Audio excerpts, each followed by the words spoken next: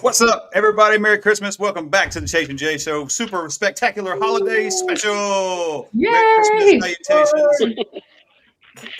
Happy New Year's. All them good things. Yeah, right. Didn't think I'd get to see you guys for the rest of the year, but here we are. It's that time of the year, where you get to make that joke every other day about Yep. oh, I'll see you next year. So we are doing a little bit of a round robin kind of thing for however long it lasts. Jay, we'll see how that goes. But we are starting off here with the Big Badger crew. I guess we've never really done it like this. I don't think. But we've got Mama Badger, Sonny the Badger, Karen from Ireland, and Rick from Canada. That's his new name, Rick from Canada. I'm just gonna. Hello, Sorry, Santa from Canada. There you go. So I think we should go around. So Angie, is that the Grinch? What are you wearing? There. I'm Mrs. Grinch. There you go, Mrs. Grinch. All right. Sonny is very festive as usual. But as festive as it gets. Miss Karen, hold on. Oh, there you go. Ooh, people. Okay. See, I'm blind, and so seeing this big on the screen makes it that much worse. Miss Karen, do you have YouTube open? No, I do not. Okay. Something's echoing on your end pretty good. I was just curious. Go ahead. All right. Karen's got the Bah Humbug hat. I've never seen a black Santa hat. That's pretty nice. It's fitting. Like, I know you well enough to know. Rick is apparently half Santa with no pants, is what I've been told. So if he decides to reveal that, that's up to him. But he said it was warm, and that was the compromise. Didn't want to spoil it, Rick, but I just wanted to warn people in case you stood up. I am wearing this fancy little 99 raffle hat, which we will talk about here in a minute. And Sonny down there, I solicited the crew for what should I put on the hat, the 99 raffle. And Sonny was the one who came up with the brilliant slogan to add below that, which I don't know if you can see it, but it says, "Get your motherfucking ticket." So I thought that was the best option. That's what we went with. So Angie, Sonny, It was your mistake because you were the one that asked us. yeah, right. It's better than what I would have come up what with. happens when we ask Sonny. So You know he's going to say something like that, so don't ask if you don't want to hear it. Yeah. So do you guys want to introduce yourselves a little bit? Kind of tell the group who you are, what you do. Sure. Inge? Okay. Hey guys. Okay, so I'm Angie, Mama Badger. Hello, and on the big screen. So Sonny and I guess we're the Badgers from the Badger and the Biker Lifestyle on Facebook, and then we have our website, supportbikers.com, where we're there to help and support everybody we possibly can.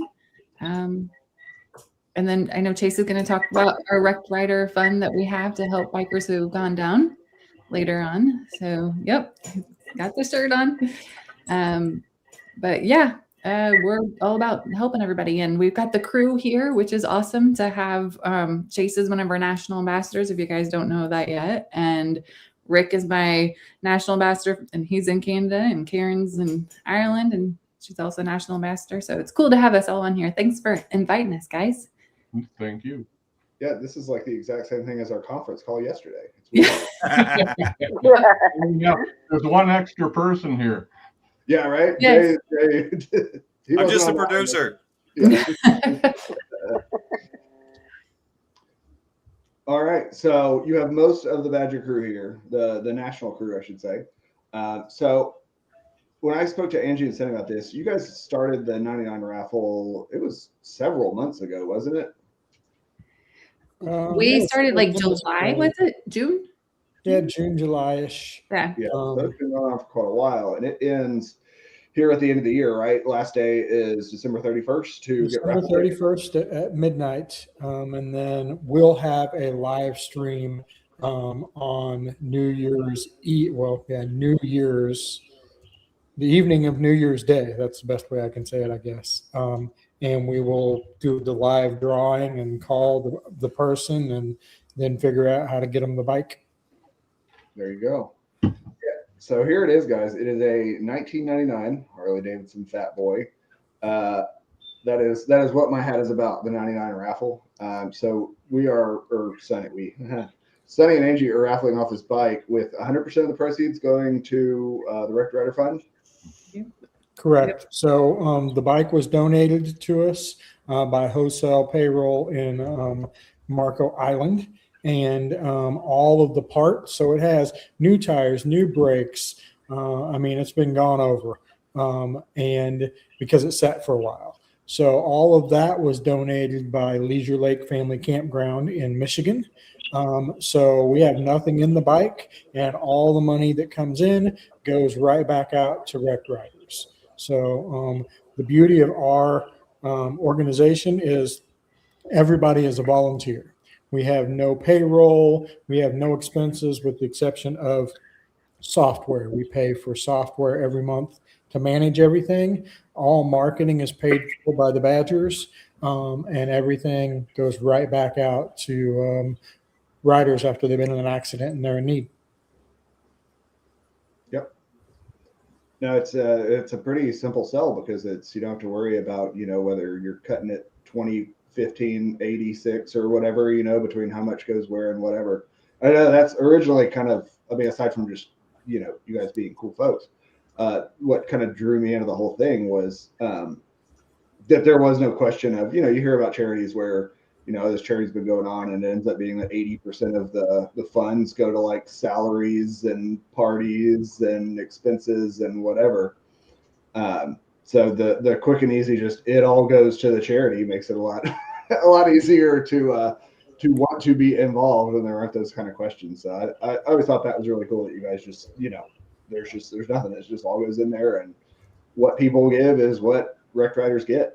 So I'll expand on that just a little bit more. So we have national fund and we have state funds. So every state that we have a sport bikers in, if we raise money in that state, like an event there, or people go online and you can sign up to donate monthly as little as $1 if you want. But if you go in and pick, let's say Support Bikers Arkansas, all that money goes to people in Arkansas.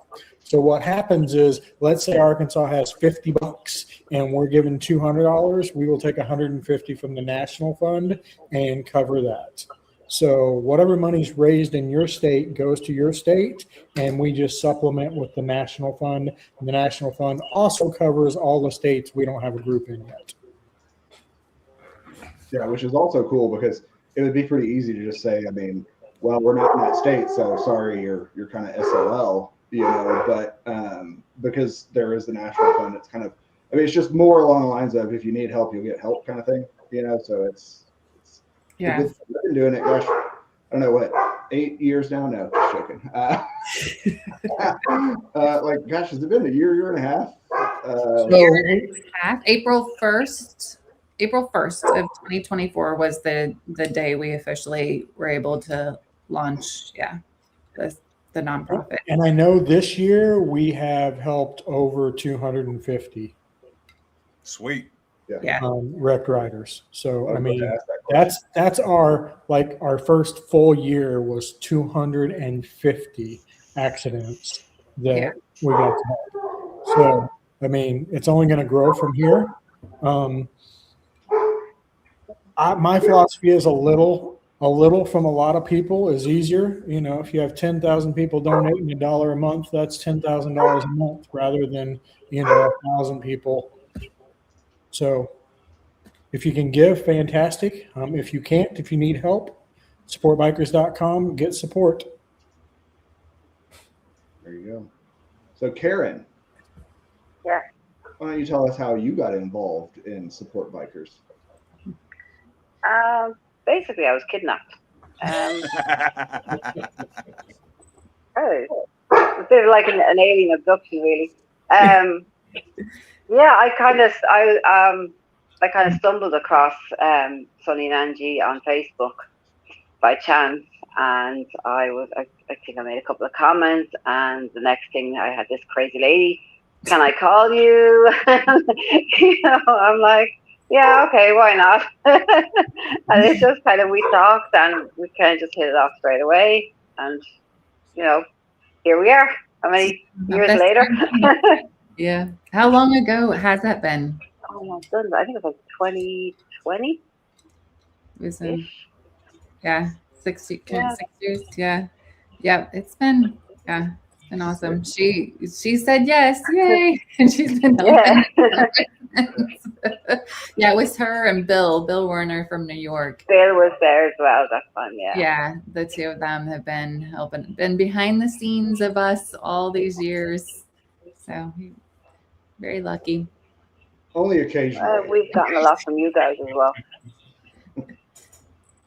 Hey, I wanted to pipe in real quick because I noticed, I don't know, I can't see names, but Tony Del Canton 5384 said Merry Christmas, Badger Nation. I was telling everybody, come on and Merry Christmas. comments and stuff and say Merry Christmas. Yeah, there we go. Oh, Max is on there too. So yay.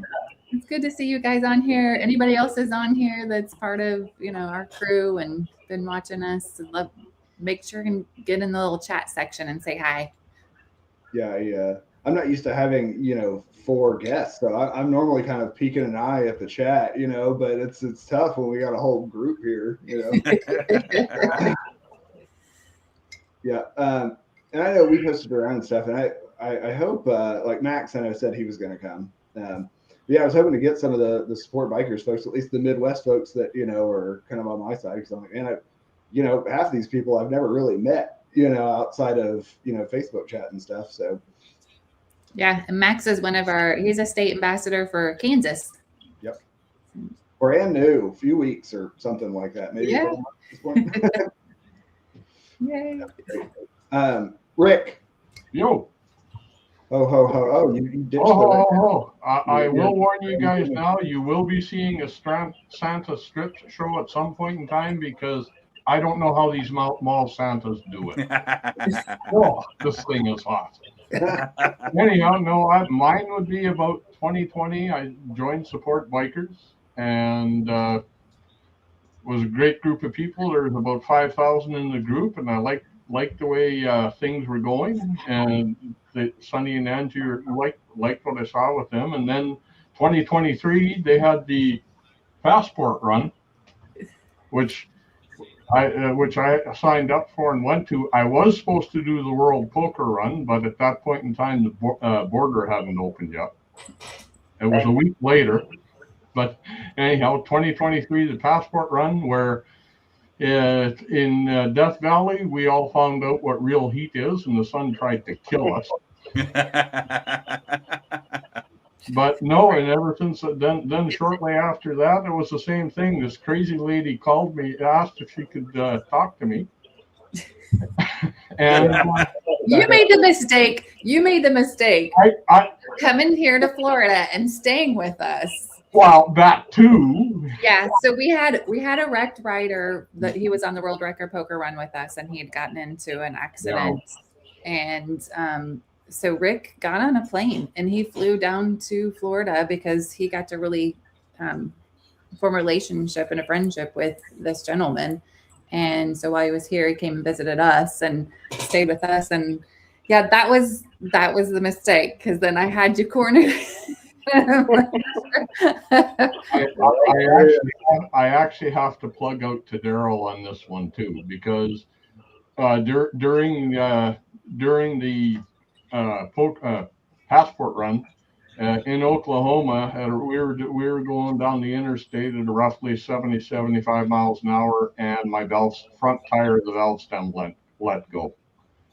I found out then and there what a death wobble was. I do not wish that on anybody. Got the bike.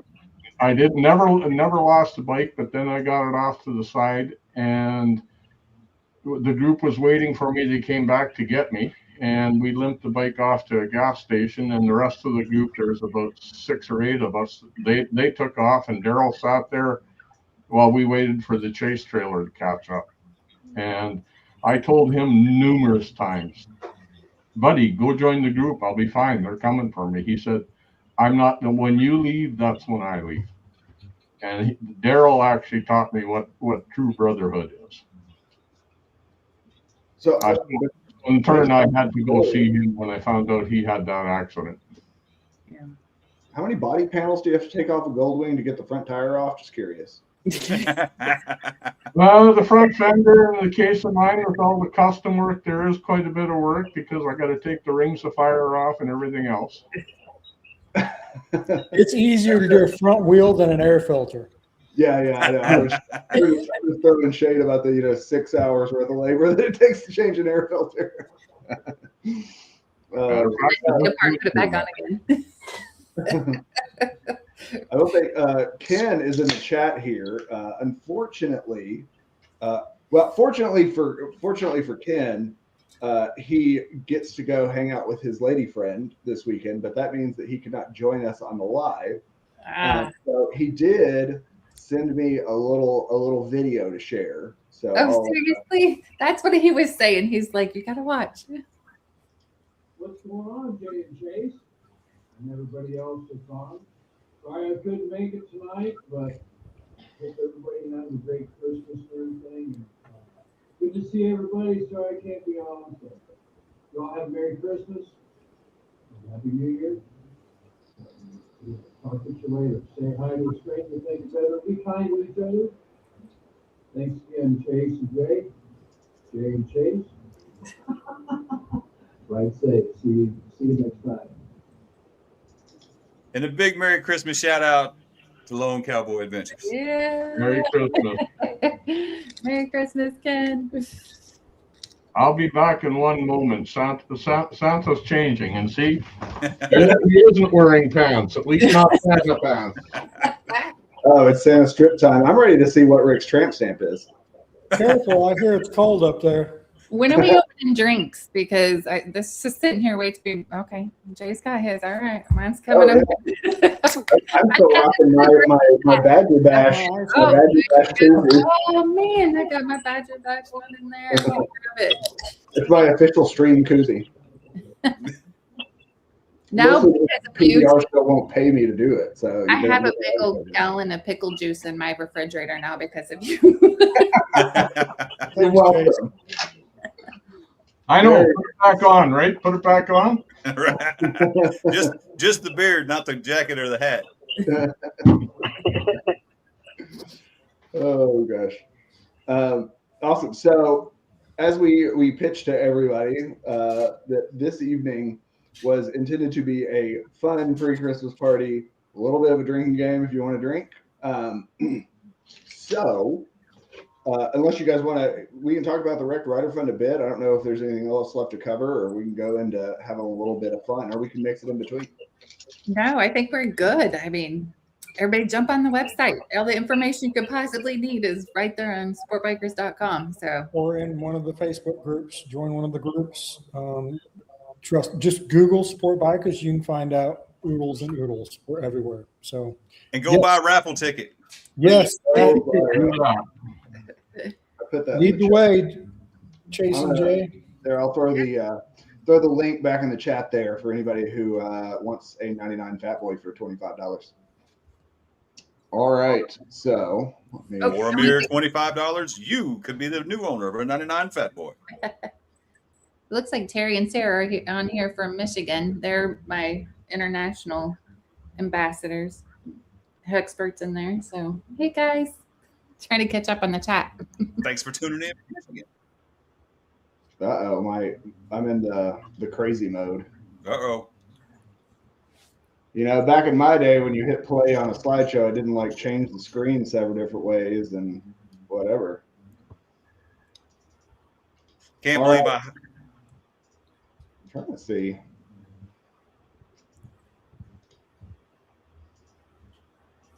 Ooh. Technical difficulties. Chase, how much do I pay you to be the technical advisor of this show? You know, it's true. You know what? Here we go. We're gonna do it this way. There you go. There you go. That way we aren't cheating with the next slide. So this is Never Have I Ever. Has anybody on here not played Never Have I Ever? I haven't done this. And then you said there was drinking involved with this. You gotta explain this. All right. Everybody gonna get 4 fingers up. Make sure they're in camera. Chase is going to read a question. If the answer is yes, you're going to put one down. If the answer is no, you're going to leave them like they are. If you run out of fingers, you got to drink. Okay. All right. And so a lot of Or these- you can drink for every finger, depending on what you're drinking. I think you got to drink for every finger. Yeah, depending on what you're drinking. You know, it looks like Karen's got something that, you know, came out of the Black Lagoon. So I don't know what that's got in it, but.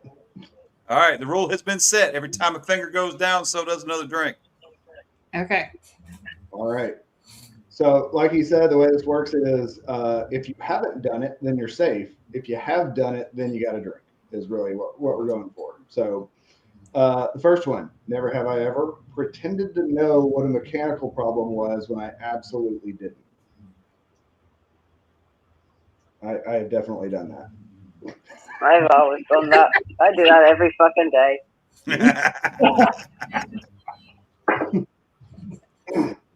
Yeah, Ken drinks to it too. I think all of us that think we know. Well, I mean, Sonny's actually a mechanic, so he may not have done that. I don't know, but I just let him do it. I don't do anything.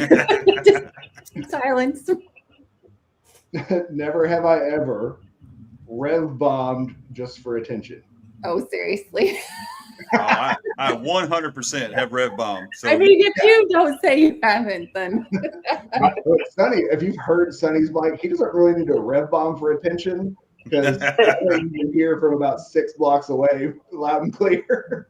I ride a Goldwing. Notice the fingers are still up. with Sonny, it's don't be behind him because his pipes point down. So he'll do it to everybody on purpose to like get the dirt and everything to fly. I found that out at the chip last year. That's what I think. Not last year, the year Wait, I before. keep drinking and I don't need to be drinking. That's my problem. It's once she starts, you can't stop. Listen, Angie, you can drink all you want. It's, you know, inside the game, outside the game, however you want to do it. I was standing behind your bike when we were trying to get up the death driveway at Lake of the Ozarks this year. And I don't think I'd ever just stood directly behind it when you fired it up. And I was like talking to somebody and was like, oh shit, what? Like reverberated off the house. And I was like, good God, don't let me ride behind him. That was the. I will say this: if I'm in like backed up to a sidewalk and I see like an older person or someone walking by, I will literally I will grab their attention and be like, "I'm getting ready to start," because they literally they'll be standing talking and they jump when my bike starts. So He is very courteous. I will give him that. It literally, we'll be in a parking lot. I'll be somewhere and he'll see people around us and he literally will like warn them and be like, I'm gonna start my bike. The side of Sonny you don't realize is Side question: have you ever turned your bike off when you went by like a small child, like in a stroller, or like somebody walking a small dog? Again, I have a Goldwing. Have you, Jay? Oh yeah, 100%. Like if there's a baby stroller or something, just reach over and kill the ignition and coast by them, and then fire it back up. And then stare him as you're down the road. No. I think I remember the first time Rick pulled up to a stoplight next to me, and I didn't realize he was trying to get in a revving match. Oh yeah, I was there. Yeah. I'm like looking around, I look over, and he's over there like cranking it, and I'm like, what? Oh shit! I guess I did, didn't I? Yeah, right. Yeah, it didn't say it was a loud red bomb, but you did try to red bomb. All right. Next, we have never have I ever lied about how fast I was going. Look at the fingers here. Look at the fingers. That could go either way. You could be lying and saying you were going slower than you were, or trying to impress somebody and say you were going faster than you were. look, if you've ever been pulled over, then yes. Yep. I was only doing 45. I promise. I promise. Well, son, I got you clocked at 64 and at 55. No, what? Guns broke. I think Ken's just gonna be drinking for everything. It sounds like over there. He's Hey man, I'm down to one, brother. yeah. I need one more. Yeah, right. Yeah, I'm down to one. Hey, oh, Jared Joshua, message for you. Bite me. Wow. Hey chat, what are y'all drinking? I need to know. Yeah, what is everybody drinking? Throw it in the chat. Yeah. I've got my standby, my PPR, and my Badger Bash koozie. That's my go-to. Jay, are you having sugar mixed with sugar on top of some sugar and a little booze? Actually, I'm having alcohol mixed with sugar on top of sugar. Oh, okay. What was your drink at Spring Fling that you had me try? Was it Dr. Pepper and Amaretto? Mr. Pibb, sir. Mr. Pibb. Oh, the guy that didn't get his degree. I see. Yeah. He's just got a bachelor. He's not a doctor. He didn't even go for the PhD. Yeah, right. Yeah, you gave me that, and I was like, "Whoa, how you been drinking this all weekend?" It tastes good. Let's see, tea. All right, Max, we got tea. We've got Mountain Dew. We've got hard cider. I want to know if anybody's heard of Cider Boys. I have not. Yeah, Never you said heard that. I have not. I've always heard Dickens cider's the best. Yep. I love some money. I love some Dickens. Dickens is the best. I like it when it's hot. I like a hot Dickens cider Yep. with a little bit of cinnamon. A little bit of cinnamon in your hot Dickens cider. It's pretty good. Okay. I need to get Angie's reaction here. Just for a second. Be out. You got to be kidding me. Dickens is the best. It is. All right, Chase, give us another one here, boss. Never have I ever named my motorcycle. Oh, goodness.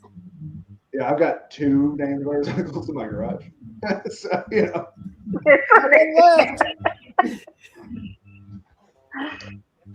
You haven't named your motorcycle, Cindy? I did. That's why I put one down. Oh, you did? All right.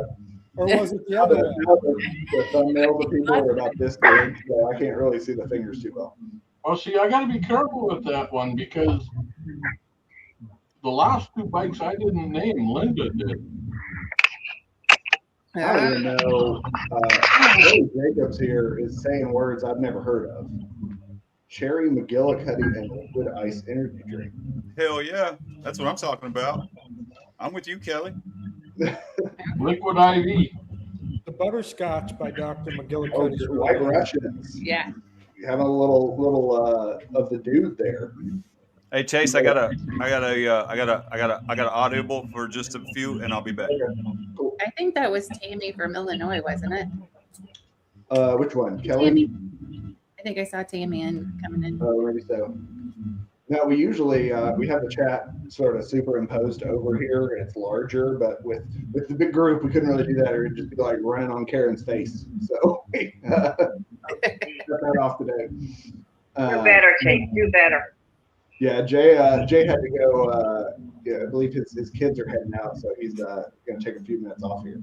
So we'll spare him. But let's see what we got. Never have I ever ignored a warning light and hoped for the best. Yeah. There you go. I was like, yeah, we'll get somebody on that one for sure. The lights on my bike don't work. I have no clue. I seriously have no clue. They come on and they come off. They come on, they come off, and they're just. I don't even tell Sonny. That's what you got Sonny for. I just know he's gonna look at it and he'll figure it out and take care of it for me. I'm so bad. Women do not follow after me. I've got a pretty funny warning light story actually. So when Sarah and I first got together, which was like 14 or 15 years ago at this point, we were in her car and she got low on gas or whatever, and the gas light came on. So she had never had that happen, which blows my mind. And she got worried, and I was like, oh, it'll be fine. We've only got X amount of time to get where we're going. She's like kind of freaking out about it. And finally I was like, no, you don't have to worry, because when you get really low, it'll change from orange to red. And then you're low. She was like, "Oh, okay," and she thought I was telling the truth for years, and thought that there were like two different colors of Gaslight. And finally, like several years later, she said it again, and I was like, "Oh, you didn't know I was just joking? That it's just orange. It doesn't turn to Aren't they? Oh, good golly. Let's see. How many, Sunny, did you drink? Did you get it? Did you drop your fingers? Yeah. Are you gone? Did you lose? Yeah, I think the warning light got it. Hey. I love Laura's. Is we haven't named your bike, what do you call it? Exactly. That's what I say. Is it a him? Is it a her? Do you like? I always call it a her or a she. So I don't know. Am I muffled? I've never ridden a dude. So I'm gonna go ride it. I've never ridden a dude. Yeah, I've always been told that all machines are women. Is kind of the thing, you know, like What? planes and. I knew Angie was jumping on that. Well, when I got the bike, it already had on the handlebar, it said the Commander. no, And it did not. Okay, it didn't. You're right. What did it say? It said Commander Death. Commander Death. That was it. Commander Death. And so who names Commander Death? I don't know. I didn't like that. I never liked that. And then I was like, well, Commander Death, like that's a guy's name, you know, that's a boy or whatever. And then I just changed it. He changed out the handlebars, and so they're not on there anymore. And so I'm like, I'll just call it the Commander. So I ride a manly bike, a good looking manly bike. What year's your bike, Angie? 05. 05. How long have you had it? Since 2017. Okay, so like 8 years, almost 9, coming up on 9. Gotcha. Got it from my daddy. Bought it off my daddy. Rick, have you lost your fingers, or if you were playing the finger game? I'm fingerless. All right. Am I the only one left? Wait, you haven't answered. I can't. Of course. Let me kick us forward here. We got to get Angie's fingers out of here. That's what we got to do. Never have I ever used zip ties as a permanent fix. I've never. Okay. Yes. Yes. I was like, wait a minute, I've seen your bike. I know that it was Yes. Yeah, Well, but she wouldn't have been the one doing it. on or when I put him on. Yeah, I don't think she's ever put any on her No. bike. So does Oh. that count? Because it's going back up. Because I have never You got to quit asking. have enough questions to get through. Yeah, that's a good point. I think it's a common name for them to be the opposite sex. Not sure. Not so sure these days. I mean, hey, if you want to name your bike Mark and you ride Mark, go for it. All righty. I gotta say it because you just put that there. Some of you, most of you guys know, some of you do, but the crowd doesn't. The Santa suit you saw, I did Santa today at a nursing home. I have to tell you, people, they are dirty old ladies. I had ladies that wanted Santa sitting on their lap, and one of them wanted to eat Santa's peppermint stick. Not a word of a lie. I will. So I guess the real question here is, Rick, did she see Santa's peppermint stick? No, she did not see Santa's peppermint stick. Man, you could have made her here, Rick. Come on now. And you're right, Laura. Calling me out, I'm drinking. Yeah, she's actually. I think you had those ciders at Lake of the Ozarks by the pool, if I'm not mistaken. I think Sarah had some. Yes, and she liked him. I remember. Yeah. Yep. Yeah, she's all about that. Well, it was a Missouri thing. It was actually in Missouri. My sister-in-law is the one that introduced him to me when we was in Missouri. So yeah. And then I was lucky to come down here to Florida, and they had him. Only one liquor store's got him, but they had him. Okay, Zach's in the chat. Hey, Zach. Hey. What is confirmed? Sarah had some ciders apparently. I'm assuming that's what he's talking about. is Zach's picture like a security, whatever those boards? What is that? It almost looks like a pizza thing, but yeah, it's got like a taco and some cookies or something. Zach, you need to explain. Have you been cooking? Yeah, we're gonna send him a link. We're gonna need you to explain this charcuterie pizza board you have here. All right, next. Never have I ever watched a YouTube tutorial while pretending I knew what I was doing. So I have watched 1,000 YouTube University videos on how to do things like mechanically and whatnot. So I am definitely guilty of Okay. YouTube University. Yeah. Any of my tech stuff, my websites, all the shit I do behind the scenes. Yeah. Okay. Yeah, that could be motorcycle. That could be anything. Really. Yeah, it doesn't say a motorcycle YouTube tutorial. Okay, so I will know how to do something and still watch videos on it just to make sure I'm not forgetting something or for tricks. So as a mechanic myself, like we knew all the tricks to do the job the quickest, the easiest, and the fastest way. And so if you could save a couple hours by not removing this bolt or just pulling this bracket back or whatever. So I always watch a job I'm getting ready to do just to see if there's something that like that saves me time. Yeah, and even further, because hardly anybody's done any videos on the R18.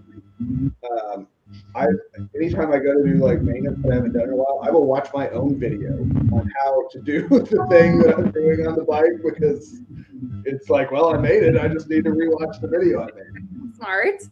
People would say that was smart. I don't know if anybody else does this, but I will video or take pictures of stuff as I take it apart, so I know exactly how it goes back together. Because sometimes, like, the bike will be apart for months while I'm on the road, so I don't want to forget. Yeah, for sure. Especially the first time I do something or something unfamiliar, I'll make sure I get my bolts and stuff in the right place and do all that kind of jazz, and like say take pictures and whatnot. Especially electrical stuff, and that stuff gets weird. Was Santa hiding his candy? Oh dear. Mama. Your mama hiding with candy. Yeah, so just got Weird feedback. What it is. Sounds like a TV or something. I don't know. Everybody mute. Well, I'm gonna mute and my.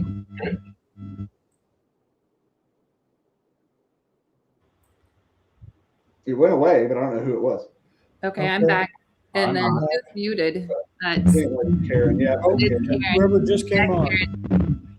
Karen, babe, what do you got going on? Do you have anything else on besides your? No, just this. You might pop out and come back in and see if we can't get rid of it. Sure. Yeah, it might just be lying. Sorry, Greta. I thought she was like in the club, like partying. It I is still like got my finger up. It's getting tired. Oh, okay. Here we go. Karen is in Ireland, and it's all those waves. She's fighting all the waves fitting here. Never have I ever bought a part I didn't actually need. Sonny, did I buy? Okay. It's Well, my it money doesn't have too. to be just motorcycles. So Yeah, yes, Yeah, there's okay. a room Right, full of parts that we don't need in there. All right, I'm out. We're done. Cheers. Actually, when I was making this list up, and like looking online for options, I was like, shit, I bought a part I didn't need like today. Like I ordered something I definitely didn't need today. Zach, Bob is here. Oh, there's Bob. Oh, He's asking about Bob.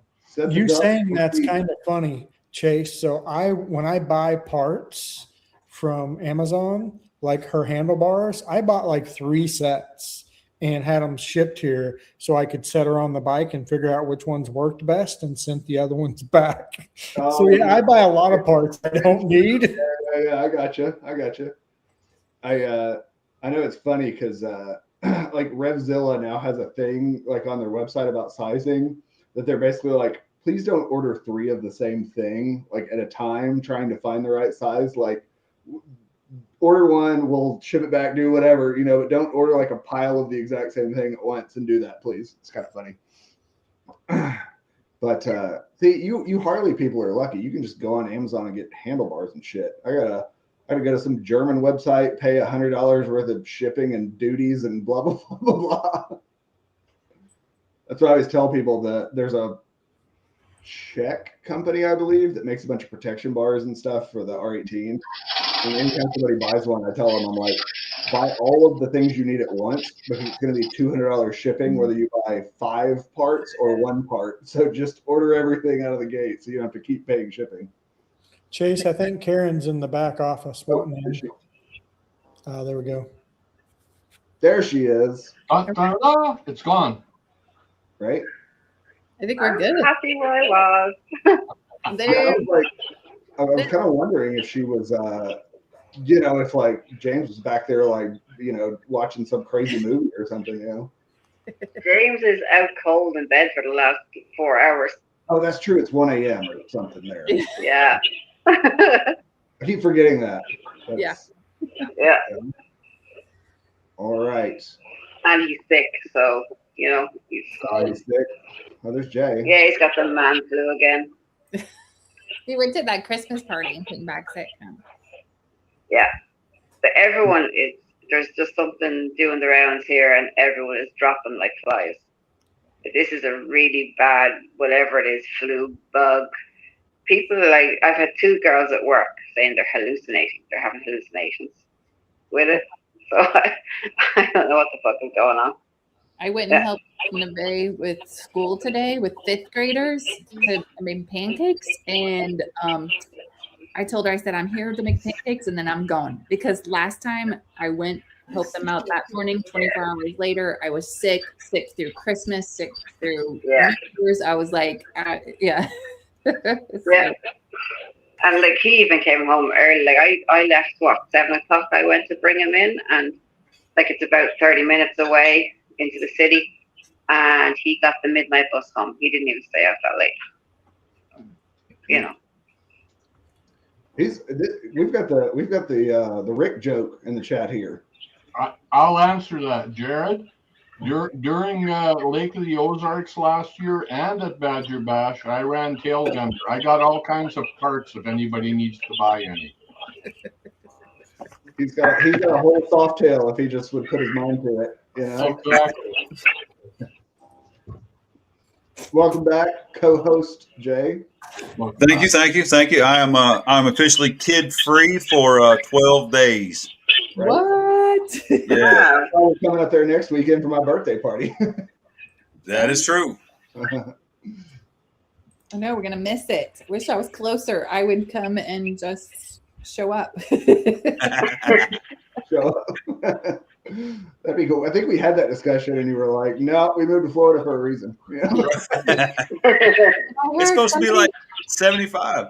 Yeah, somebody in our Missouri group had said that, and they're like, "It's gonna be 75 on Christmas," and I was like, "Well, Mom and Dad are gonna be happy." Yeah, I think we're coming into a heat wave. That's for sure. Enjoy. I'm envious. Yesterday it was minus 35 here. See, I don't understand why people live in these places. Rick, can you explain it to me? Why do I have grandkids. they live in these places? Because We're all like a philosophical sort of thing. Like, there's a lot of warm places in the world. Somebody's gotta.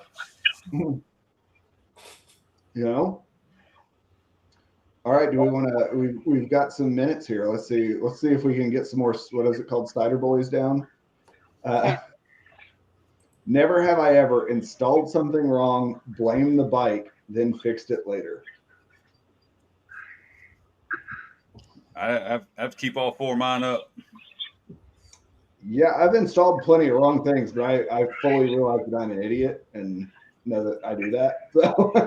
no, Are we I restarting with Baker? have to agree with you on that one too. It was the cover I put on, which took care of my whole timing system.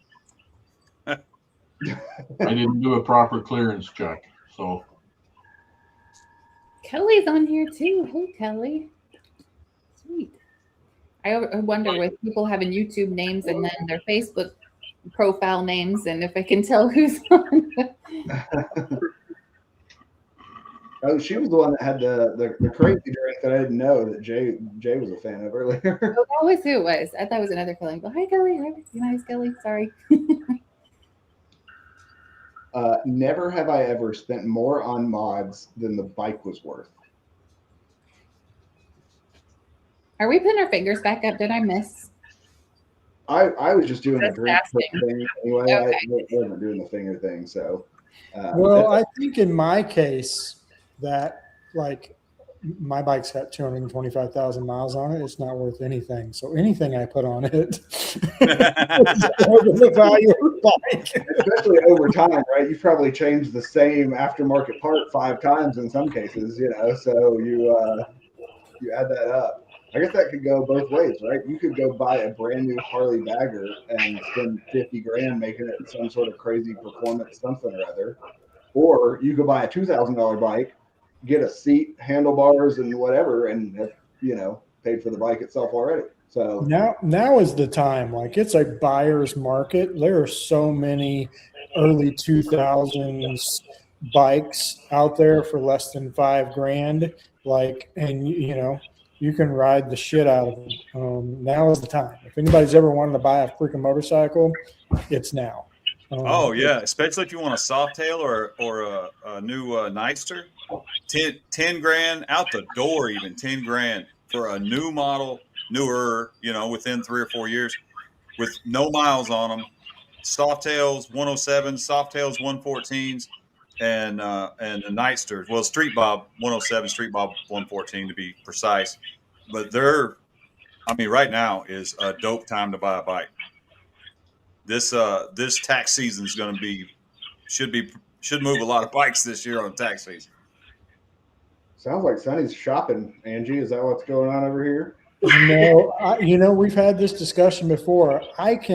My bike's paid for, and it's been paid for a long time. I can go get another motor for a couple grand. Like I can get another transmission. Like there's nothing on that bike I can't replace for less than a couple grand. So there's Infinitely no way, rebuildable. right. There's no way I'm going to go spend 25 for something I'm just going to go beat the shit out of. I mean, if it was just something that I rode to the bar and around town and to a rally here or there, maybe. But like Angie and I have both talked about getting new motorcycles, we would be sick if it got scratched up. And our bikes get abused. Like they're out all over the country getting dings and scratches and gas spilt on them. And I mean, you just name it, it's happened. And so we're like, why would we replace? Yeah. I would cry. I would cry the first time something happened, yeah, I can't.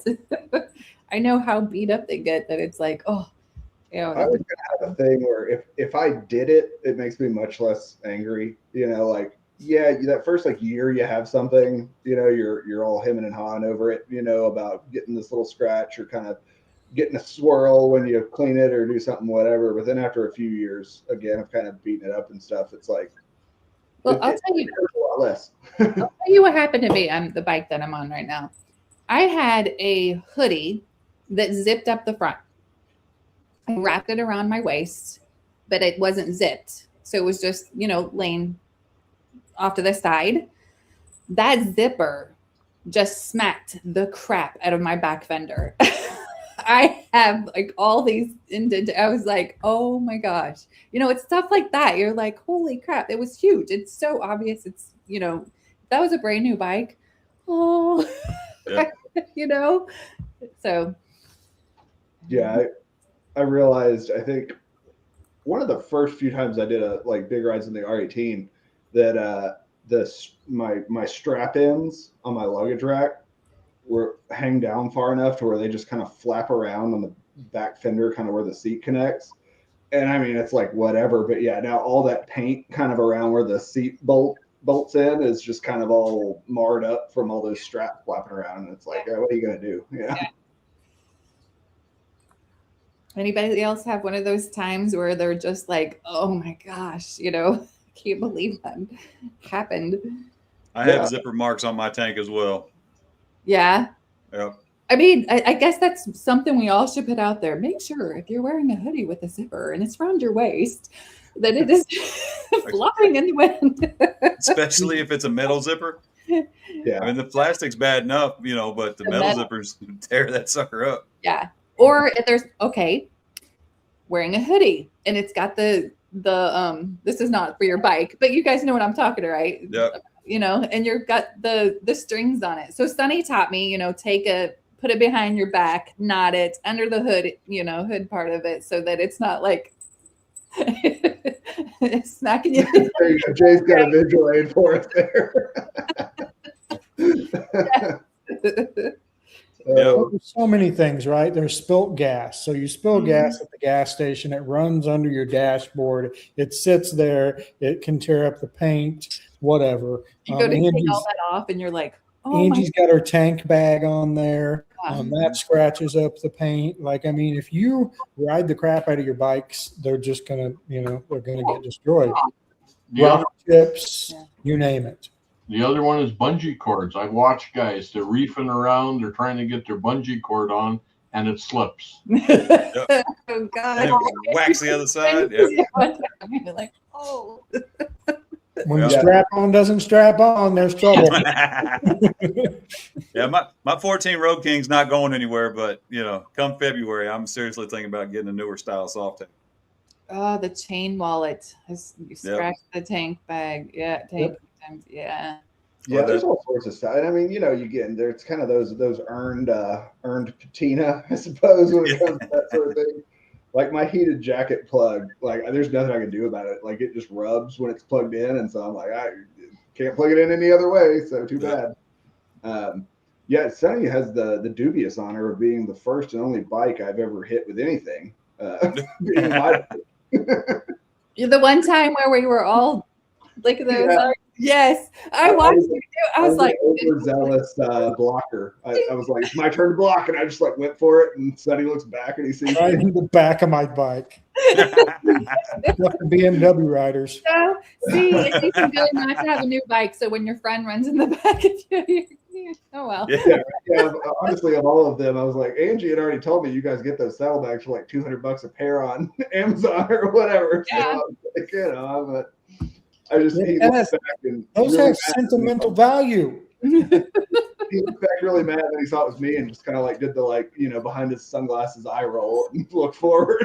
He was cursing you up and down later. No, I'm just kidding. Talk about it. Oh gosh. If you got time to shine, you got time to ride, or what? How's it go? If you got time to clean, you got time to lean. All right. Well, I imagine that your next guest is probably waiting since we're like over our time. Are we? Oh, So wow. back there, he is anxiously chomping at the bit. Right? He's scheduled in at 8:00. Oh, at 8:00. Okay. We got a few more minutes. Yeah, I do have some. Sonny, I got something for you. Open your present. Oh yeah, What? you got to be open in your present. Let's see. You got how many minutes to get that thing open? Let's see. 7 minutes. Yeah. So Rick got me. I love this. Had some little Christmas cheer in there. That was the thickest envelope I've ever seen in my life. I know. I was like, What is this card? That's a package. Yeah. I love it. So I do have a few questions that I'm going to ask everybody. First Wait. of all, Wait, hold on. Sonny, I'm serious. Get to opening that.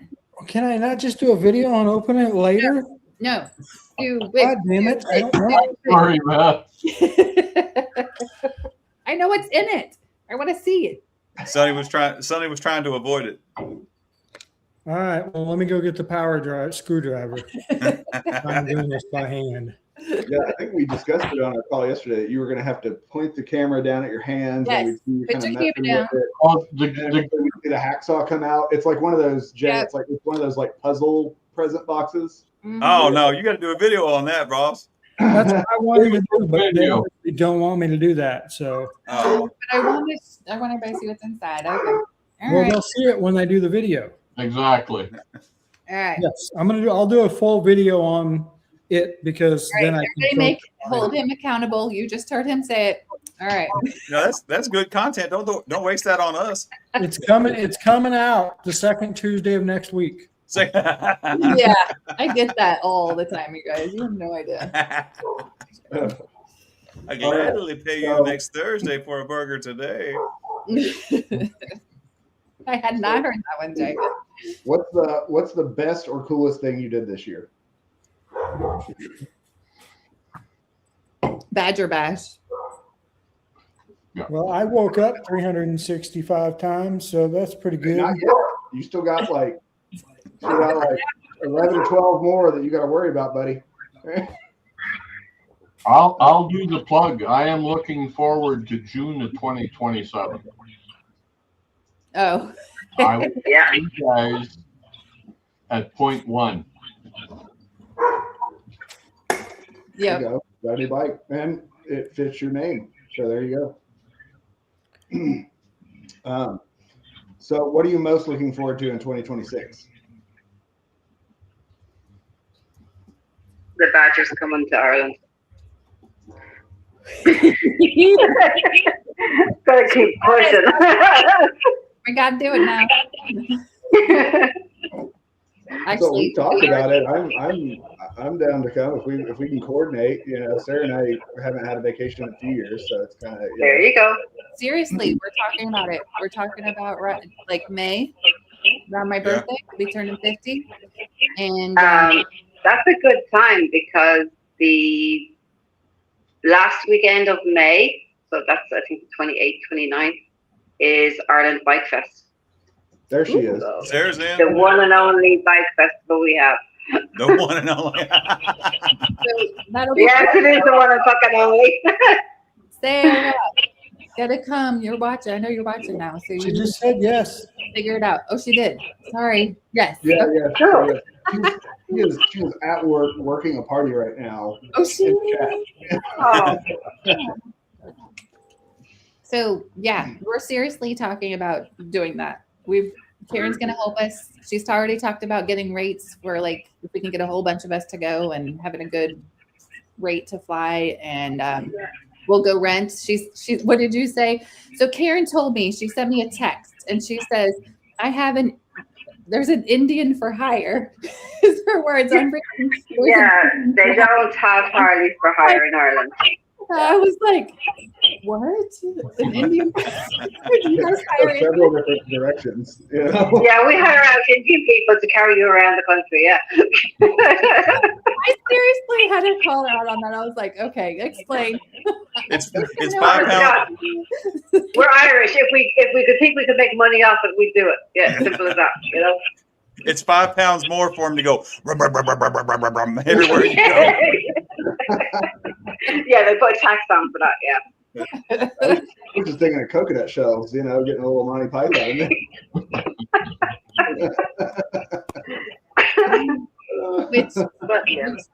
Which Christy and Ken are talking about coming too. Speaking Oh, of, They were talking about, yeah, Christy was texting me about it as well, yeah. yeah. So if anybody wants to go to Ireland with us and invade, Karen's house is open.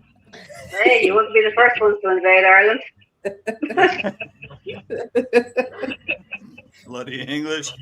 Anywho, fucking ground. Y'all, it's been a great year to hang out with you guys. Miss Karen, Mr. Rick, it's nice to meet y'all here at the end of the year. I appreciate y'all stopping by. We are going to move on to the next one.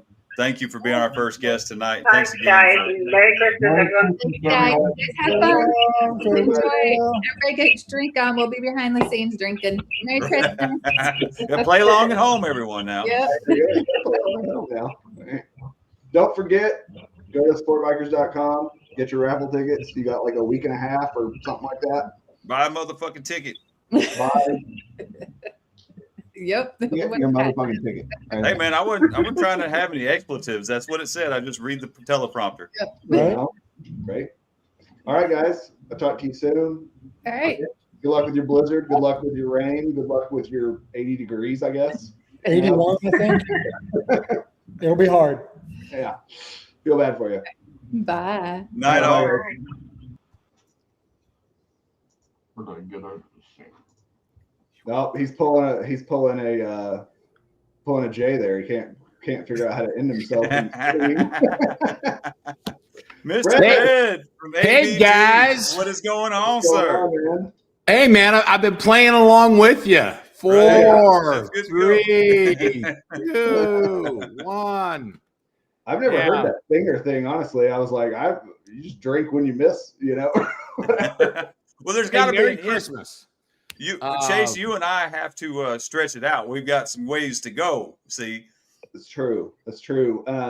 So Red, Yes. I saw you hanging out back there. So we haven't talked to you in a little while. Gosh, I haven't been up to a biker's garage, I think, since I got a front tire, which was a month and a half or something ago. Yeah, So well, what's been going on?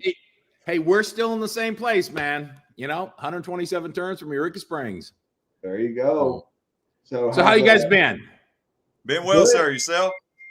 Good. Yeah, I mean, things are rolling along, and we finished our first full year. Pretty exciting, and looking forward to 2026. Layer more things on top of it. We got the museum up this year, and yeah, it's been a good year with another good one coming up. Yeah, that's what every time I feel like I go to a biker's garage, especially if it's not like weekend after weekend, if I give it a few weeks before I go back, there's something new. There's he's added, some camping spots. He's added a bike trail. He's revamped the sign. He's the bike games that we did at the bike night was super fun. There's something new at a biker's garage every time you go. It seems like he may run out one of these days. I guess we'll find out. Yeah, we'll keep trying. Well, this year that sign, I had a bunch of people giving me crap about that sign. Like, hey, Red, we can't find your place. We go along 62. It's hard to see, and you go, no, we made a sign here, man. And, when you put a motorcycle on a stick, people are going to remember it, right? And it's an amalgamation of a lot of things. But Avoca, as it says there, is the gathering place. And we like a biker's garage being that. And having our 3 entities come together there with Silverstream Lodging and the museum and our motorcycle service shop and a lot of space to hang out. It's pretty cool. And but I tell you, there's a whole crazy story about that iron head that's hanging there. My goodness. That iron head that's on that post, when we last year, a kid rolled into the parking lot in a trailer, and my younger son was up there helping us out because David had injured his ankle in a motorcycle accident. And this kid rolls into this iron head, and the kid was in his 20s. And he goes, hey guys, I got this bike for a really inexpensive price. Do you think you could help me get it really running well? And we went, dude, this is an old iron head. Okay. We go, what do you want to do with it? He goes, I want to go ride around with my buddies. I go, have you ever fixed a motorcycle before? And he goes, no, this would be my first motorcycle. I said, have you ever fixed a lawnmower before? He goes, no. I go, you ever put a chain on a bicycle before? He goes, no. We go, okay, here's the deal. This motorcycle is really cool. It's got a lot of character to it. It had a cool paint job on the tank. But if you want to go ride with your buddies, either you got to be mechanically inclined or your buddy's got to be mechanically inclined, because this old iron head is going to leave you on the side of the road here or there. Right. Fast forward, we say, hey, he goes, hey, I've got a couple of $1,000 to spend on it. And I said, tell you what, sell it. Take that $22,000 you got, go buy a bike. You roll yourself $3,000. And I heard you guys earlier talking about bike prices, and used bike prices are getting really pretty reasonable. Yeah. We said, hey, why don't you take $3,000 and buy a bike? And so literally about 3 weeks later, one of our Bikers Garage groupies, John Faster, rolls into the parking lot with that thing on his trailer. He goes, hey man, I just bought this thing for $500. Let's fix it. Oh shit. So he talked to Trent, and they got some exhaust pipes, and he got it up and running, and did most of the work in his garage at his place. And then, man, he was like, every second ride is breaking down. So he brings it over, and him and Trent are laying out a plan, and we go, hey, you're going to spend thousands on this thing, John. And then he goes, man, I don't know if I want to do that. I go, tell you what, why don't you sell that bike to us? and we will put that sucker up on the stick. We'll give you back what you've already got into it. And lo and behold, that old iron head is now sitting on our side. And it's fun. And our museum's out there, and our ABG sign that's there is our original ABG sign from 2007 in Roanoke. So kind of cool. Makes it a little easier to spot the place. Yeah, that'll be a landmark for everybody that lives around there. You go past the Biker's Garage sign, and you go the third driveway on the left. That's right. That's right. That's right. Exactly. There's something about a vehicle up on a stick. I lived in the Dallas-Fort Worth area, and going south towards Austin, there was a U-Haul place that had one of those 27-foot U-Hauls up on the top of a stick, right? It's sticking way up there, and it sticks in your head. Sam Rose Wrecking Yard back in my hometown had that. Here's another part of our wonderful experience here at A Bikers Garage. Events. Next year, we're going to be full of events. We had a great year this year with everything from Rev-N Rides and Spring Fling and the Bikes, Blues, and Barbecue activities and lots of activity. Chase, you spent a little time in that parking lot having some fun, I think. Definitely, yeah. I spent a lot of. Don't want to pull those pictures up. Some of those pictures, but I know the last time I was up there, which I think was the last time I was up there for sort of an event, was the last bike night that you guys did. Right. That was the first time I had been there for a bike night, actually. But I was talking with Damon and stuff, and Damon Hinkie, and we were texting back and forth about it afterwards and stuff, and I was like, oh, we could do this, whatever. And he was like, I think you just joined the planning committee for next year. And I was like, damn right I did. I'll be on the planning committee. So. Well, it's a big deal, and we've had a good fortune to be a cross section. I tell folks, A Bikers Garage is like the Switzerland of motorcycle shops. We're a motorcycle service shop.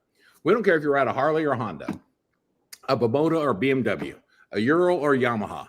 We work on all kinds of bikes. And then when we have bike nights, we get a whole mix of folks. We have people showing up on Groms, and we got people on sport bikes, and we got people that are on V-twin stuff, baggers and a whole variety of things. And we're doing the old school bike games there, right? We're doing the slow race, and we're doing the plank ride. And at this is it was so fascinating. The first time we pulled out the slow race, a bunch of real young folks were there, and they were like, man, Red, this is so cool. We're afterwards sitting around the fire pit, holding court, and everybody's having a good time, and we're just shooting the shit. And they're going, man, this slow race thing, man, that's a great idea. Well, how was that invented? I said, dude, you got a phone? I said, you got a phone? He goes, yeah. I said, Google the first Harley Davidson slow race. The first Harley Davidson slow race popping up at that time of day was 1926. 1926? That's 99 years ago. Yep. Now, at that time, they were a lot slower, but you're saying they were better at it. Is what you're saying. It wasn't a slow race. It was just a regular race that happened to be slow. That's all they'd go. Yeah. So, but exposing people to some of those other dimensions, about motorcycles, and the same thing with the museum, what a cool place. It's got dirt bikes and street bikes and race bikes, and it's got, every one of them has a story, and the opportunity to, share that with people that are real motorcycle people, it's just fascinating. And I tell people, the stories about, so this race bike you see in the front, this is a James Simonelli drag bike. He was a kid, loved drag racing bikes from the time he's 17 years old. But he wanted to be able to ride the bike from his house to the drag strip and back. So and he and Bob Kay and the head of S&S got into debate at the end of a Laconia rally one year about how big a motor could be built. And they built a 145. This baby's got a 145 cubic inch displacement V-twin from S&S in it. But James needed to be able to ride it from his house to the racetrack and back. He didn't have a trailer, didn't have other stuff. So so it had to be on street tires. It needed to have brake lights and headlights and so forth. That bike has brake lights, headlights, but it will run in the 9s. Okay. Ooh. It drops times in the 9s. If you drop it into the 10s in a car, they make you put a roll cage in. Yeah. You know? Whoa. And so he lived in Connecticut. He's ridden that bike as far as 110 miles one way to a drag strip, dropped 9s, and rode it back. You go, ooh. So I think the real question for me though is, how is it on the road? Well, it's got a fairly short wheelbase, you know, and it doesn't have too much rake in the front end. The crap is that your feet, if you're doing the high speed racing, is your feet are back by the rear axle. So it's kind of a cool little bike. And James must be 6'3" or 4. He's as big as Trent. You know, he's a big dude. And I can't imagine riding it that far. But he's got foot pegs in the center position too to be able to be more comfortable on the road. So yeah. So and then you see that art on the back walls there. You know, a lot of people come in today, Bikers Garage, and they go, "Why are you guys all jacked up about motorcycles? And what is it?" And I said, "Well, if you haven't been bitten by it, you don't really understand. But they're moving. They capture you. They take your heart and soul. And if the closest, do you like art? Do you like music? Do you like poetry? Do you like good movies? You know, do you like sculptures? Do you like paintings? Art moves you. It grabs your imagination. It grabs your mind. It grabs your heart. It grabs your soul. It moves you someplace. When you look at something, you go, wow. You look at, you know, the statue of David. Holy shit, Michelangelo did this, man. You're looking at it. And I've had the good fortune to see it actually in person. The damn thing is like 18 feet tall. Yeah, and marble. Yeah. Softer than granite, but man, the detail on that thing is awesome. So you're right, Jay. You look at that. Have you seen it? Just photos. High res photos. Yeah, exactly. So you get it. You know, and high res photos work. So you get to see it. You know, I think about when they did it. They didn't have photos. They didn't have cameras. They didn't have that shit. But you go, how long did it take to take a piece of granite and chip it and sand it and to make it look like that? Yeah. If that don't move you, you go, okay. Motorcycles do that. You look at our museum, those two canvases on the wall hanging there were painted laying on the floor in front of the bike on the left and the bike on the right. Yeah, move it a little bit towards the bike. Yeah, the bike on the right, that's Bob's tribute to his granddad. And then keep that lady out of the screen. That's top over there.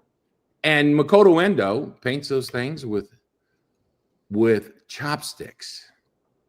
He paints that with chopsticks. Black paint, white paint, and chopsticks. And then you move to the one on the left-hand side there, Jay. That is a bike built by Jesse James. And that laid in front of that bike, I think, at a bike show in Austin. And as you scroll down, you'll see that motorcycle sitting on the floor right in front of it. You see just the ass end of it. Yeah. Yeah. And then you see a naked girl behind there. Yeah, I'm trying to keep YouTube legal here. Yeah. Banned. Yeah. It's a channel strike. Oh, and then we've got, you know, Nicky Hayden's RC51 from Honda, when they went to MotoGP and smoked people. You know, you go, wow, you know, and the Japanese, a hot bike that year. Oh, well, and the backstory on that is that in the 90s, Aprilia and Bimota were winning the MotoGP championships year after year. They wanted to win a couple of years, and another one break in, and then another one win a couple of years. They were just basically trading back and forth.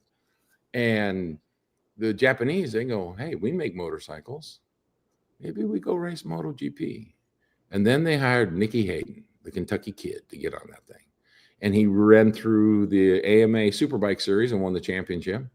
And in 2007, he rode a Honda to the World Championship. So at the championship dinner, they were eating Japanese food instead of Italian. Okay. So I wanted to welcome Witchcraft Cycle Works to the chat. Billy, Ray, how are you guys doing? Well, To the show, not the chat. To the show. Oh, the chat. Merry Yeah. Christmas. Go. I'm sorry. Merry Christmas. Merry Bah Christmas. humbug. Merry Christmas, all. Humbug. What? Come on now.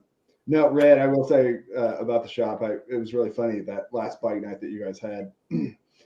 Austin from Mach 1 Indian Triumph came over there. We were hanging out, and he was looking around, and he kind of heard about the place, but he'd never been there. And, we were chatting, and he was like, oh, they work on bikes here? I thought it was just like a museum and like some parts stuff, and like they do fun stuff. I didn't even know it was a shop, What part of garage did you misread? Yeah, it's kind of funny. But it's obviously got way more going on than just a shop, so it's a unique place. That's especially in Northwest Arkansas. That's for sure. Mhm. Well, thank you. That's nice. Merry Christmas to you too. I'm glad you jumped in here. Yeah, Merry Christmas. Yeah. So the aspect of being in the motorcycle community is much more than just a single brand or a single experience. I mean, if it gets into your blood, like I talked about, moves you, you're hooked. It's part of who you're going to be for the rest of your life. And the riding and the camaraderie and the shitty time you had a flat tire out in the middle of freaking nowhere and had to be, gathered up and all. Yeah. or some honeymoon. Yeah. I liked when Witchcraft was down here at one of the rallies. I saw him. Billy was saying, "Hey, if my shovel head breaks down the side of the road, don't stop, because I don't want 55 people stopping on the side of the road. Just keep on going. Okay? Just keep on riding, because this bike might break down. I know how to fix it. I'll get it going. I'll meet you at the end, but don't all stop, because it would just make a big mistake." Yep, just keep on rolling. Part of the Yeah, like Witchcraft comes with a trailer with 4 motorcycles everywhere they go. Got to have backups. Yep. Yeah, I gotta have those backups. Yeah, especially if you're bringing the choppers. But yeah, But it really is. the museum helps play into that, and our shop tries to play into that. And we're just a service shop. That's what we do. We service motorcycles. You got a bike, you like it, you love it, you want to keep it. That's what we do. We're going to help you try and do that. You want to modify it, we'll try and help that out. And oh, by the way, you can hang out and shoot shit and have a cup of coffee and go upstairs and see the museum and sit on the deck and hang out. And yeah, in 2026, we're really excited. I think it'll be a good year. I think we got more things to layer on top of what we've already started. And if your bike's broken up, you can stay the night at Silverstream Lodging. That's right. It's a little longer than expected. Yeah, that's right. Or if you come in for an event, that's multi-days, or you want to catch a concert at AMP, or you want to, you got relatives, got a birthday party. Silverstream Lodging. You say, hey, nothing like the next Airstream is going to go online is a 1955 Flying Cloud. Stay in a 1955 Airstream Flying Cloud. Now it's got modern instant water heater, and it's got a little bitty shower, and it's got a deck, and it's got a mini split for heating and air conditioning. But yeah, you think about that. Stepping back 55. I don't think any of us were alive back in 1955. Negative. Nope. I certainly wouldn't. My parents were not alive in 1955. Now you're making me feel old. I'm a product of the 50s. Okay, so yeah. I think my parents were 58 and 59, so they just missed it. 55, 57. Mm-hmm. There you go. Well, how's everybody's year been? Everybody had a good year so far? All right, it's been okay. We made the best of it. Yeah. Yeah. Y'all got what's the big plans for next year? Oh gosh. Ride. Yeah. There it is. Yeah, we're kind of looking into doing some old school stuff next year. Yeah. We're gonna check out some old school rallies. We went to Born Free, Texas. Mm-hmm. Back in October, we had an absolute blast, and we're planning on going back to that for sure. Have you guys ever been to Fandango? No, we have not. We heard about it when we were down there. I think that's in March. I think it's in April. In April, okay. Yeah. That's even further yet. Yeah. Yeah. So and it's I think this is going to be its 8th year or something. No, excuse me. I think Fandango's been running a pretty long time. I think Born Free was 600 miles one way for us. Yeah. Yeah. No. So Fandango is in Fredericksburg. Where's Born Free at? Born Free was up by Tyler. Texas. Tyler, Mount Enterprise. Yeah. We're all talking Texas. Yeah. So Fredericksburg would be a little further than Tyler, Mhm. but Boy, what a good time though. I mean, that was more of an old school type rally. You didn't see a bunch of brand new big wheel baggers and stuff like that. Yeah. You seen guys ride up, unload their camping equipment, pull out a quart of oil, top the motor off, and kickstart it. Yeah. Kickstart And- competition, by the way. And bikes down in the bowl, as they call it, down in the entertainment area, that weren't polished. They had oil and grease all over them, and So what? How many years has that been running? Do you have any idea? This was their the fourth. This was their 4th year for this Okay. particular. Mhm. Yeah, I saw And the I think pictures. we'll be It looks doing it really again. cool. No, and what all kind of activities do they have going on down there? Oh, you name it. I mean, of course, they Yeah. got the swap meets and the vendors, They had dirt races. dirt races, drag races, circle track. They had a kickstart race. I got to be in the kickstart race. Didn't Mhm. Uh-huh. quite make it, but Hey, you fared pretty well. So wait, Yeah, does well, it work? when- What is when- it? when you had to pick a stranger out of the crowd to kickstart your bike, Yeah. Ooh. he didn't. Yeah. He didn't get her done. But I can't say it's all his fault. Yeah, there was like all different different things that they had to do. They had to get like a girl to start the bike. They had to pick a stranger. Right foot, left foot, Yeah. backward. Yeah, it was neat. Ooh, that sounds good because I've watched a few videos on those Kickstart competitions, Mhm. and the pros. I mean, they're just sort of doing gymnastics over the Right. reins and kickstarting them. You're like, holy shit, I wouldn't be doing that. Well, and you had a few guys that had like old flatheads or something that had little to no compression. It didn't take much to kick those. Yeah. Well, something I hope I don't see catch on was I seen a couple of videos of burn downs where they put them up on a stand and then hold them at full throttle till it quits running. And I saw hope- one of Jay. I saw the first one of that today. I hope that doesn't pick up. Please don't do that. Yeah. A friend of ours up here in St. Louis area, he prides himself on the fact that every year he wins the burnout competition. Yeah. And he will burn it completely flat.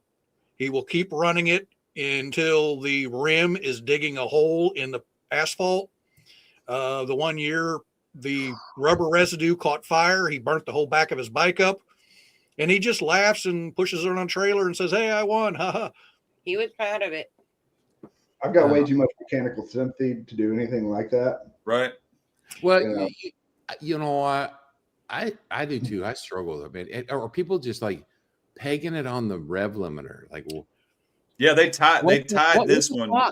on as far as that grip would go, they tied it right there. And then it just sat there on the stand and ran until it quit. How long did it that- take?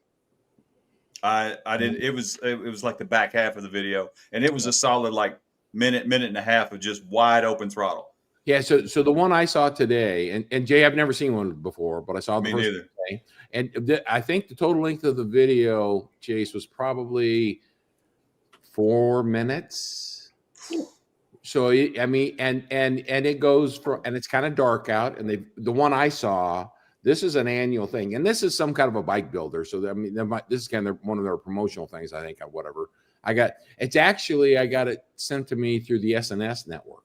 Okay. SNS motorcycle stuff. So they must make performance stuff for them or whatever. But so they said it was their annual burn down, and it's on a full lifted up stand. Yeah. And We probably seen the same video. it starts the exhaust starts glowing, Jay. And then the back of the mode, the cylinders start glowing. And I wanted to see how it sounded when it came apart. And then, I mean, it is full RPM, and then it kind of just goes ah, Yeah. died. It died with a He whimper. kinda That's for puked. sure. Just kind of puked at the end. I was expecting excuse my language, a fucking rod coming out the side, man. Yeah. This thing was like grenading, but it, Like a pop or a bang or something. It just whimpered. Just yeah, kind of bah.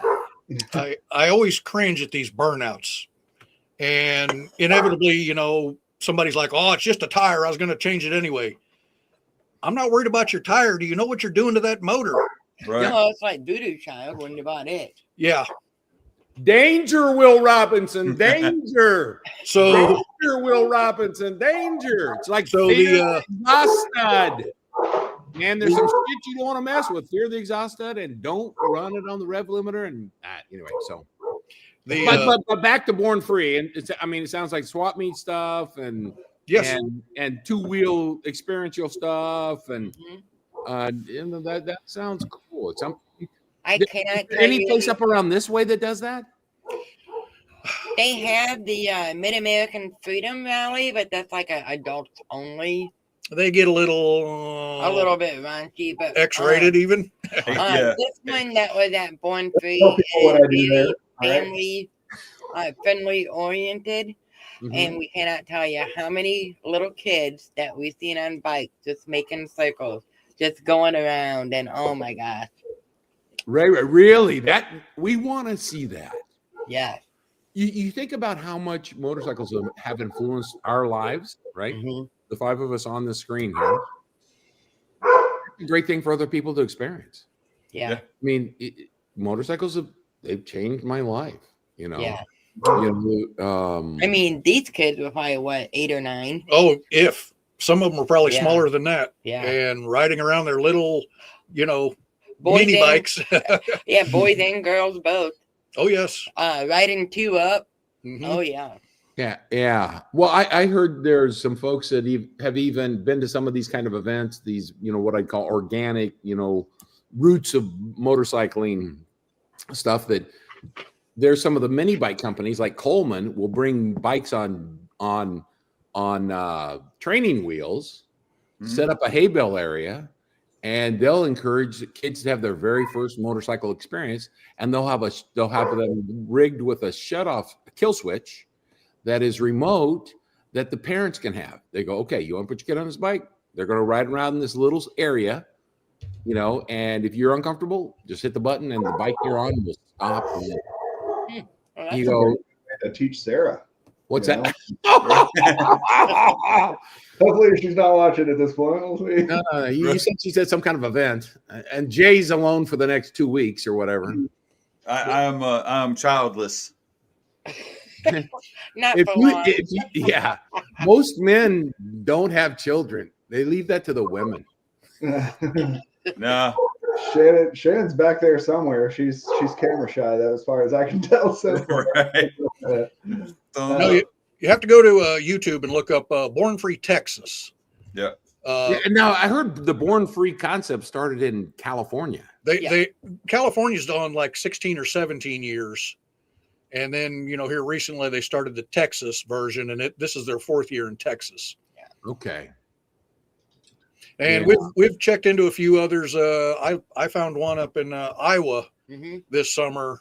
Hell on Wheels, I think it is. Yeah, it's in August. We're going to find out. We're going to find out what it's all about. It's close. It'll only be a 4-hour drive for us to that one, so that won't be so bad. Yeah, so we're just kind of planning on doing a lot of camping and just old school stuff. And Yeah, camping is a dimension I've heard that's important in those things. People just kind of hang out, and yeah, that and there's I get scolded if I call them old school bike rallies because I didn't ride in on my chopper with a bedroll, or whatever. But I've taken to calling them bike campouts because that's not as offensive to the old heads. You know what I mean? But yeah, we love that stuff. We didn't get to really do it this year, but you guys went to Born Free, and Mike Bowman's been on us about the Tennessee Motorcycle and Music Revival for a couple of years. So we think we may go do that this year. Where's that held at, Chase? It's at Loretta Lynn's Okay. ranch in Tennessee. Yeah. Before you get to Nashville. I think it's about 420 430 miles from us in Northwest Arkansas. So Yeah, I've heard that little low rider lens one is good. Yeah. Yeah. Now these swap meets, I've never been to a motorcycle swap meet. Now what the hell is that like? Well, just whoever, like, hell, if I want to go back here and clean out my shelves, put all my stuff in a trailer and park it down there somewhere and just sell my goods. You never know what you're going to find, what somebody's going to have for sale. Anywhere from little exhaust to little headlight all the way up to a full frame. You never know what they're going to have. And there's a lot of them. Well, quite a few. Yeah. And then vendors who sell, whatever, you name it, motorcycle related stuff. Mm-hmm. I had to kind of laugh because we didn't ride in. We had our trailer and our truck and everything. And I guess we looked pretty professional because we pulled in and we were heading back to the camping area, and this four-wheeler comes rushing up in front of us and stops. He goes, hey, you look like you know where you're going, but I'm telling you, the vendor area is over here. And I'm like, no, we're camping. But I guess we look pretty professional. Looked like we were vendors, I guess. I don't know. You had that fancy trailer with the decal and stuff. Oh, yeah. Hey. Oh, yeah. We moved up new truck, Well, new to me. Yeah. You'll have to put the YouTube the play button on the side of it. down on the corner, little red square with a white triangle. That's an idea. Might have to do that. Yeah. Well, riding down the road, you might pick up a couple subscribers. Well, I'm thinking about going down to the Fandango event in April. Haul down there. My business partner Bob Kay, who he and I started this, he's vended there the last 2 or 3 years. I mean, Bob's in his 70s and he's got a barn full of shit. Some of it we turned into stuff to put up in our museum because we got so much stuff. Right? He's like, Bob, how much crap you got here, man? He goes, I got enough to build like 4 more bikes. And says, I got stuff. So you got stuff. And people need stuff, right? Somebody walks by and they go, I've been looking for this inner primary for this bike, or I've been looking for you don't even have to know what it is. Somebody else will. Yeah, really. You got parts, just set them out on the ground there, and somebody will come by and go, oh, that's off of a 62. Yeah. Hey, by the way, we have a 58 roller up for sale. Check out Facebook Marketplace if you're looking for the first year of the dual drive. Yeah. Did you see it? No. Take a look at it. I mean, it's the frame, the tank, the fenders. It's got a lot of the side. Are you trying to get my husband to spend money? No. I'm just trying to. No, I'm trying to get him to tell all his friends to get a hold of us, and we might work out a deal. We'll come up with something. I am showing that the Texas Fandango is March 27th through the 29th. Oh, March. Wow, okay. Yeah. No, that's good.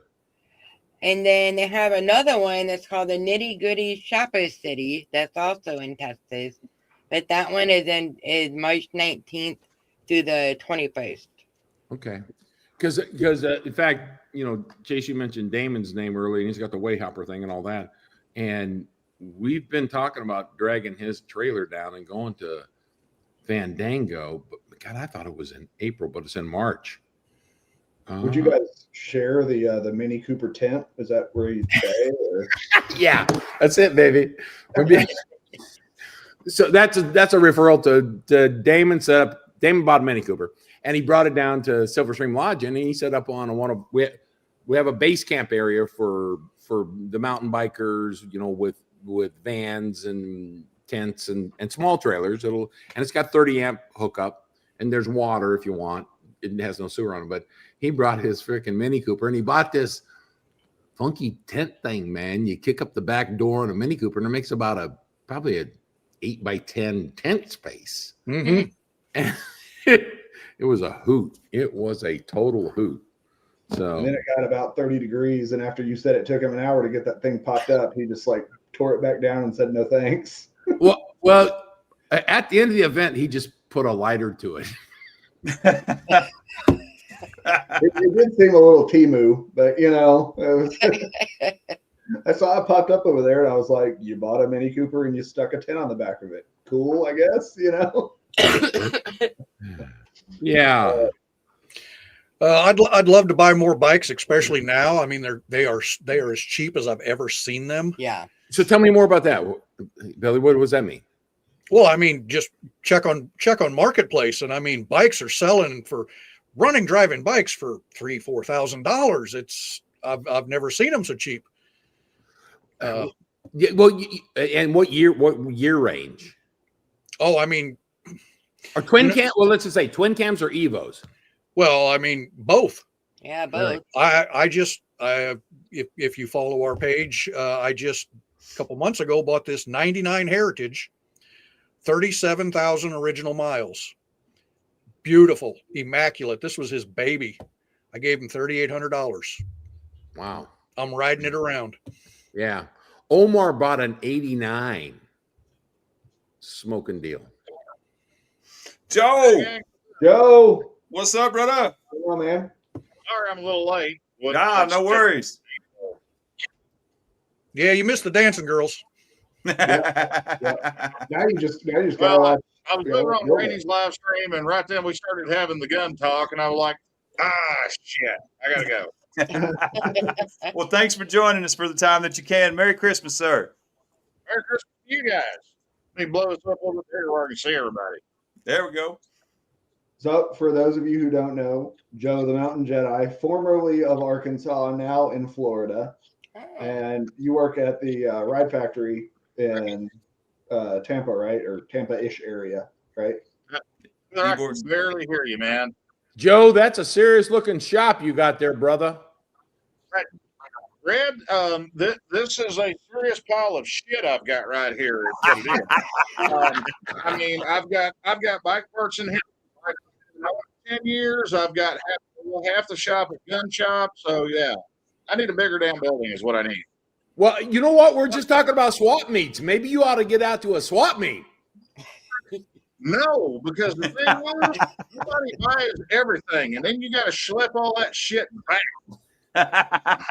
Drop the price. Drop the price. You move it. Move it. I like it how his solution wasn't to get rid of stuff, it was to get more out here in space. my garage.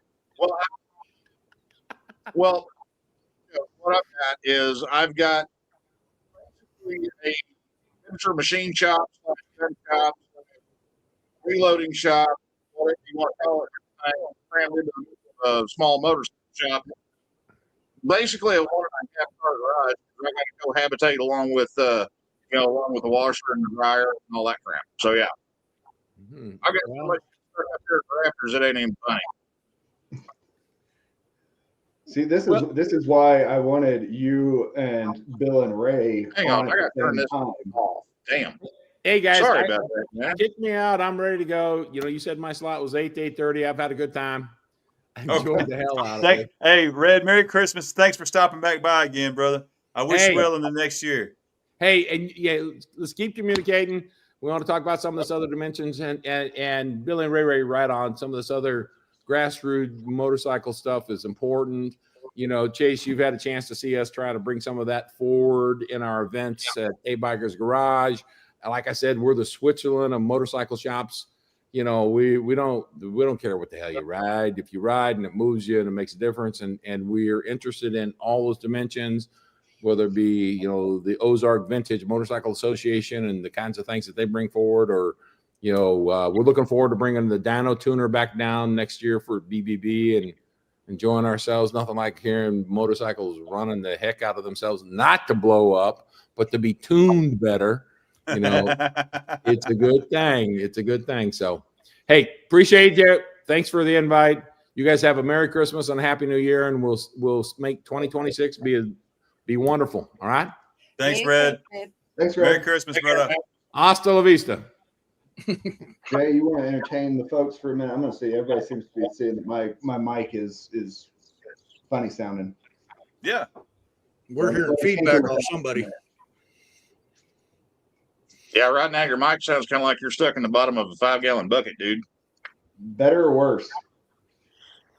It's a little bit better. Yeah, it was. I don't know if it was too far away from you or what happened there. It's weird. I mean, it's the same place it's always. It's on an arm. Yeah. Oh. So anyway, how's everybody's week been? Been doing pretty good, Joe. How about yourself? Dude, it always happens like this time of year. You've got the last minute folks that, either they just bought a bike off of Craigslist and they thought, well, it just needed a battery and the carb sprayed out and I bought it for $800. Yeah, no, buddy, you need more than that. Okay.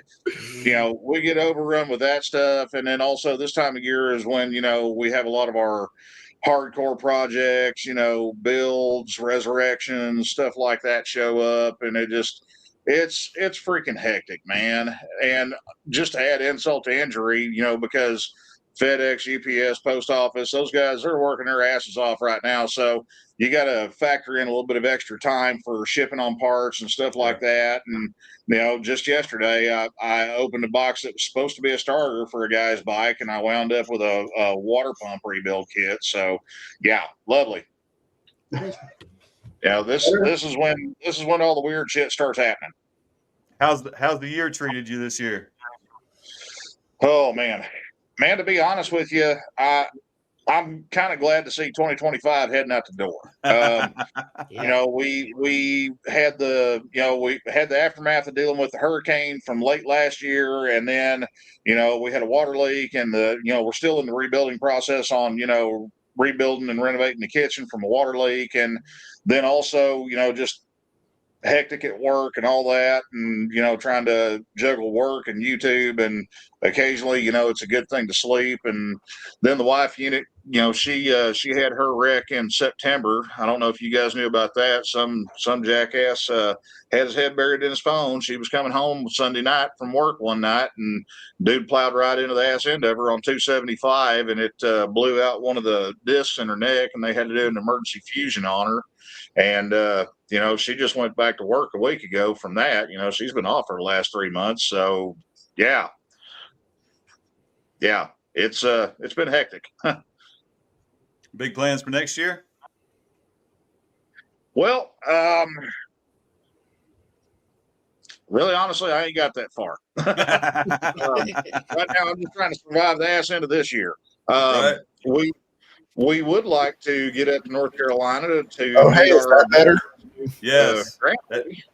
It was set to my webcam mic, not my $400 microphone right here. Oh yeah, you're good now, man. Yeah. But okay. no, we got a new granddaughter that showed up about 3 months ago, and actually, this is kind of the double-edged sword, because 3 days after my wife had her wreck was when we were supposed to be going up to North Carolina. When our daughter had her delivery scheduled and everything, because they had to induce her labor and stuff. But so we kind of got screwed out of that deal, and then with life, work, all that, we thought about trying to get up here for Christmas. That didn't happen, so we'll figure it out one way or the other. But Mine's been way less dramatic than that. Well, like I said, we're definitely looking forward to some shit actually going right for a change, because this year's been a ball buster. I mean, that's the truth. Yeah, I know Ray and I have talked about it several times throughout the year, I think, about 2025 just kind of being weird. Like, there was just stuff that kept happening, which, I mean, a lot of folks had way worse stuff than we did, but like, Sarah's dad passed away, and then we lost, her dog, and, it's just kind of like stuff kept happening. She lost her job, and all that kind of stuff. And so it's just, I mean, like I say, we came out pretty clean. Don't get me wrong. Like, we're perfectly good, and I'm not complaining, but, it's just kind of shit piles up, and here we are at the end of the year.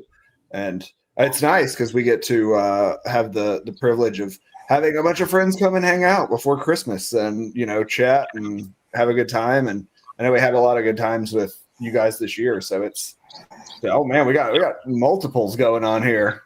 John just chilling down there backstage. So I figured I'd bring him up so everybody can look at his beautiful face. I appreciate it, Jay. It's good to be on camera again. It's been a while. I'd also like to welcome our dear friend Mike, riding in the Ozarks. Merry Christmas, sir. How are you?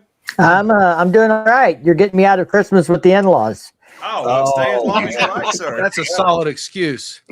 Yeah, right. Oh, sorry, sweetie. I gotta go do this live with these guys. I you know? committed to this a couple of weeks ago. It is not my fault that my sister-in-law and her husband decided they couldn't do Christmas during Christmas and came a weekend early. That's just too bad. Yeah, that's what we were talking about. It. We were like, we got to do this before the weekend before Christmas, because I know, like in my family and stuff, you know, when you got to do 2 or 3 different sides of Christmas, it ends up kind of bleeding into the week before and all that kind of jazz. Yeah. Well, it's like, you know, our shop schedule right now with Christmas being on, you know, in the middle of the week and everything. It's like, okay, we're going to work 2 days. We're going to be closed 2 days. We're going to work 2 days. We're going to be closed. So where the hell are we anyway? We've lost track. Hey, Ray, did you know your mic is muted? They don't know. Okay. But you know, the best part of this is you got me next to Mike. Mike actually gets to see what I look like. I've been commenting on all his videos and chit-chatting with him back and forth. And now he's like, oh, this guy really is a tool. Look at that. I think I've even seen you maybe with some Beyond Rider stuff. I do have some Beyond Rider stuff, but they don't sponsor my channel like they do you. No. Yeah. But also, you don't have to see John and know he's a tool. I mean, being early. This is true. But Mike, I've got one feather in my cap, and I can only go off what Beyond Riders told me. But I was the first person to ever receive both the cargo and the jean style pants for one video review. So, you know, that very well could be. And they sponsor videos. I mean, they support the channel, but they only sponsor like one video a month. And it's, you know, besides the YouTube thing, there's some other stuff. They've been, you know, I have to give them photos, still photos and stuff, and they use them in their advertising and stuff like that. So there's more work that goes on my side than just the YouTube aspect of it too. Oh yeah, absolutely. They take screen grabs out of my videos and they take the pictures I send them, and they used it in an email last week. Now he will unfriend me. Yeah, he'd have to friend me first, Dewey. But yeah, they use whatever they can get their hands on that shows their stuff. But they're great people, and I love their products. So use code Road Reality at checkout to save some money. Use my link in the description down below to save on your next purchase from Beyond Riders. Now, there you go. Everybody's happy. There it is. Mike has practiced that. Good job, sir. I think, wow. I've actually been working with them for like 2 years. Started out giving me products to review and things like that. And then when I went on the Harley Davidson press ride, I was wearing their stuff on the racetrack. And then that's when they got really interested in what would it take to get some of those photos? Well, yeah, it'll take something else. Oh man, they are good though. Yeah, I legitimately like their product, or I wouldn't work with them. Well, Mike, I will say, I've lost track of my own schedule. I'm not sure who's supposed to be on when at this point. But, you told me 8:45, baby. I'm right on time. Yeah, I don't doubt it. Yeah. There she is. There he is. Hello. Can you hear us now? Hey, we can hear you now. Who has a drink? I never touch the stuff. Yeah, I could see that, Bill. That makes sense. I have a Pepsi. I may need to refresh. Yep. I have ice left. Juicy juice? Is that juicy juice? You want me to get it for you? I believe this is hydrogen dioxide. Joe coming in with the hard stuff, man. Calm down, Joe. I need to know if you were actually drinking that or if you had I've been the running joke since we started the channel, man. You know, I mean, whenever I get stressed, I'm like, damn, I need a juice box and a hug, and it's just kind of hung around. So, you know, like whenever we do lives and stuff, usually I'll have a cooler and I'll have a couple of juice boxes and shit in there, you know. But you know, it just works. That's awesome. Mike, our never have I ever game. I made a specific section just for you. Oh, so I know. Well, actually, I think everybody on the channel does YouTube right now, so it'll work. You know. So first of all, does everybody know what never have I ever is? Yes. So basically, what it is it's a game that never have I ever done a thing, and if you have done the thing, you have to take a drink. Well, I'm going to have to go get alcohol. Well, you better go, Mike. You better go. You guys are going to drive me to drink. It to Bill because he just came back with a drink. Yep. I know Bill had something ready somewhere. I normally don't drink, but since you all insist. All right. Well, we've got a short game while we're waiting on Mike. So yeah, I'm gonna go. I'm not used to our lives being as long, Jay. I'm gonna have to go use the restroom real quick. The restroom? What? All right. Well, who do we got left? All right. Man, you're putting me on the spot here. This damn thing ain't even cold. What is this? Never have I ever all right. So a ride just to flex a new part. Right. So if you've done that, then you put a finger down and you take a drink. But that's the yeah, 4 fingers. I barely know how to film a ride, let alone to show off a new part. That's the full game. We're going to do a mini game real quick. John, pick a number between 1 and 10. 7. That ain't it. Take a drink. all I have is water, and I'm not walking upstairs. I'm sore enough. I'm sore enough today. Hey, we'll get you hydrated, dude. I tell you, this abdominal surgery recovery is kicking my ass. Woo. Can't imagine, my dude. No, it's not been fun. All right, everybody ready? All right, we got Mike. He's got his Smirnoff Ice ready to go. Here we go. A whole bunch of faces. So that's a Zima. That's a Zima. Oh man, that takes me back. Keystone Light, baby. Keystone Light. Hey, I've got my PBR here. Got my PBR. It's all right. Where's the Schlitz?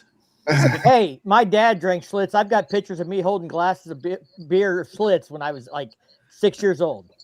Oh man, that's what happened to you. I got you. Started early, baby.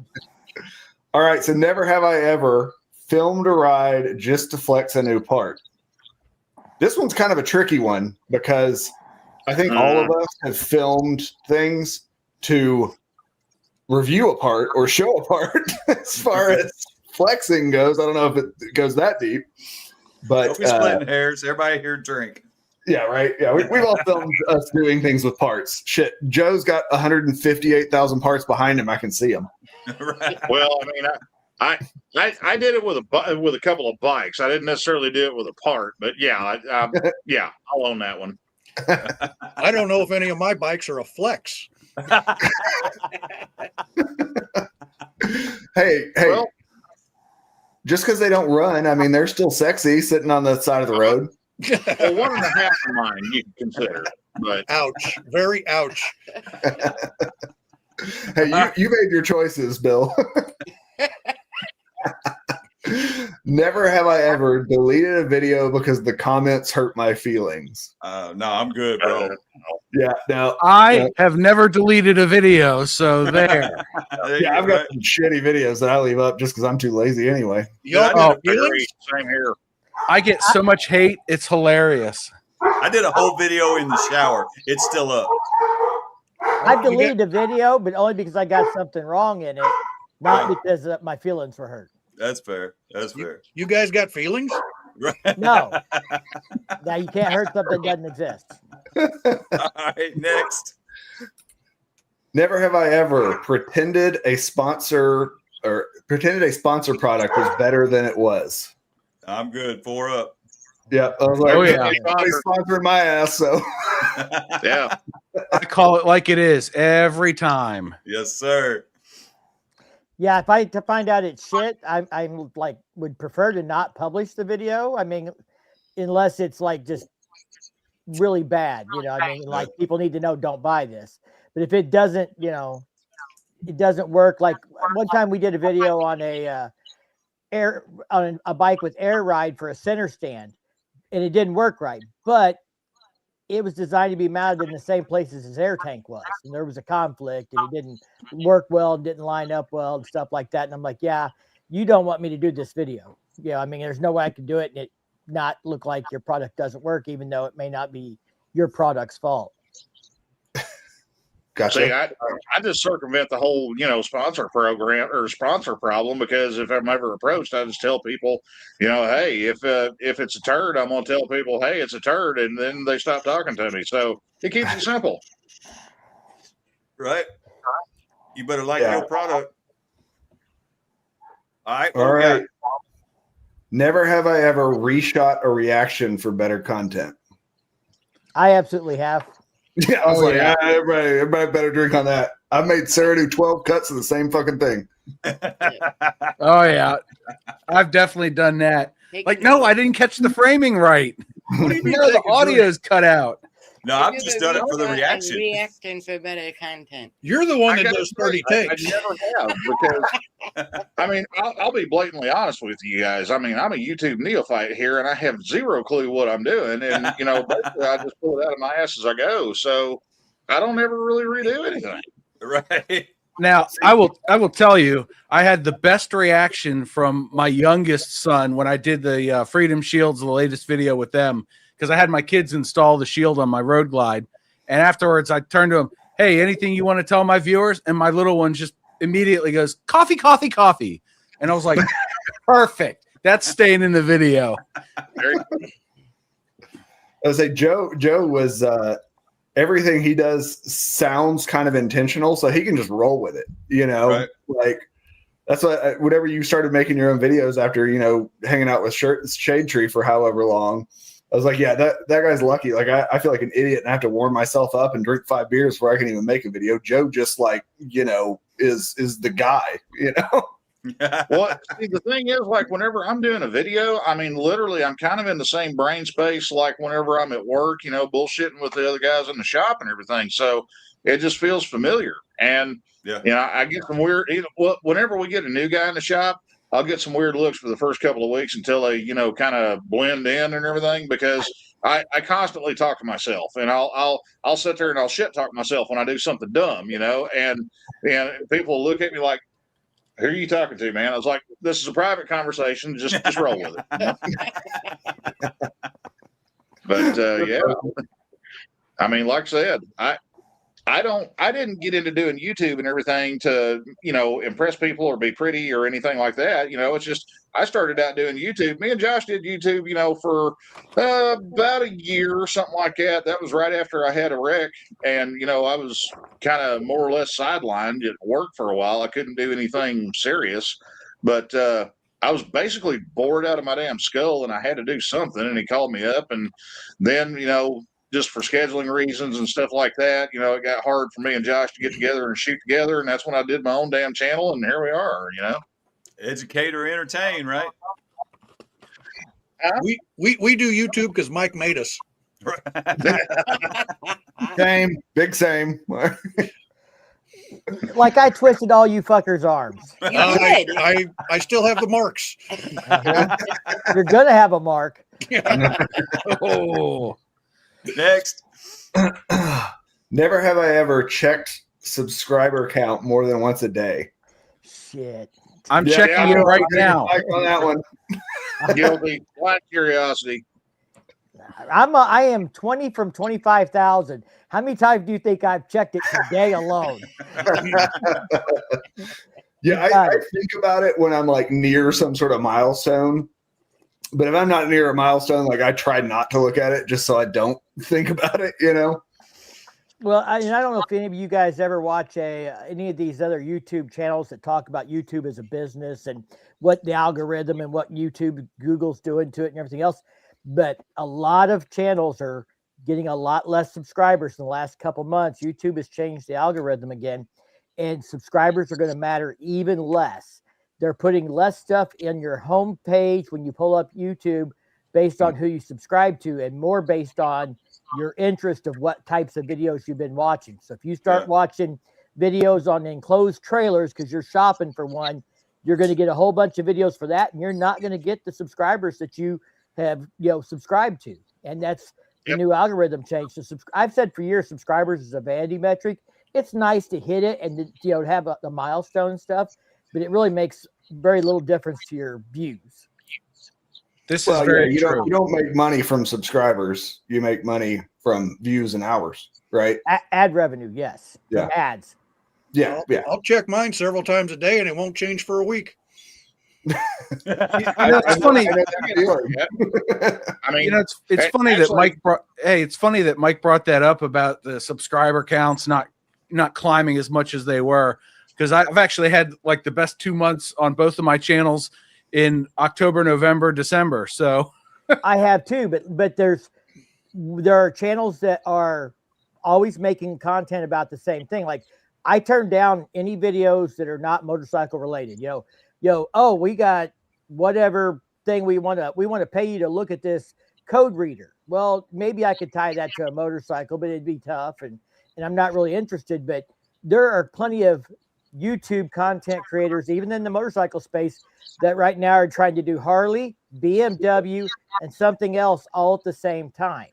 And that's what, if you're strictly like Harley, you're more niche, you're more likely to be consistent. But when you start, being someone who throws in their vacation where they went on a cruise once in a while, and then this and then that, and your content jumps all over the place, those are the channels that are really going to have a struggle. Yep. If they don't, that'll be me in January. Yeah. So that's why we're struggling. Yeah. I think there's probably a little more to it in your case, Bill, but we'll not go too deep into that. I feel the love. Next, never have I ever said this isn't clickbait while knowing it kind of was.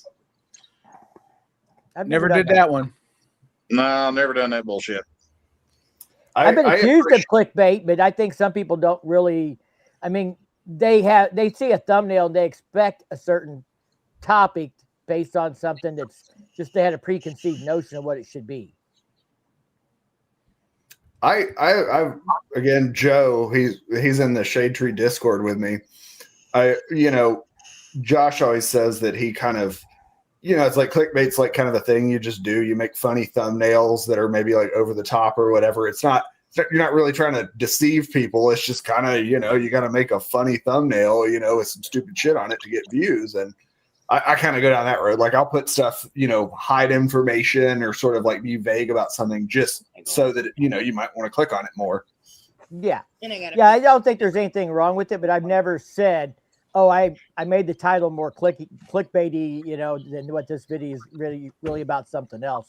But I have had people who were like, well, they didn't think the video was really like what the title was. And I'm like, if you go back and read it, it literally is. You just had some preconceived notion that meant something else, or I was going to take a different angle on it or something.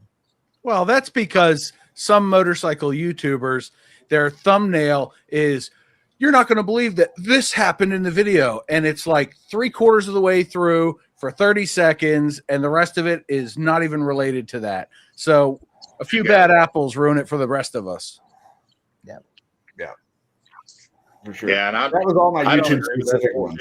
I mean, I try to put out videos that are informative and educational and give people a better sense of what's going on, regardless of what their personal skill level is. And the thing is, in my opinion, you're taking away from that if you try to sensationalize it and everything. I do the videos that I do to try to help people and to try to help people be more proficient and be more self-sufficient. So, if you're pumping it up and putting a bunch of lipstick on a pig, what kind of credibility do you have to stand on at the end of the day? It all comes down to hard facts. I resemble that remark. I like looking at myself on the screen when I'm editing, so that's why I record videos. Yeah, I don't know if everybody has this feature yet, or if you have it, if you've tried it. Have you tried the A/B testing for thumbnails and titles? Yep. So do it all the time. So I've been doing it. I can't see that it's done a damn thing. I can't for me, but what I'd say is take one out of the three and try something like a little further from what you really intended it to be, but don't be a liar, clickbait. For example, I did a video and the intent was 8 Harley Davidsons you should buy now, because 4 of them are going to be discontinued and 4 are like new models that are coming out.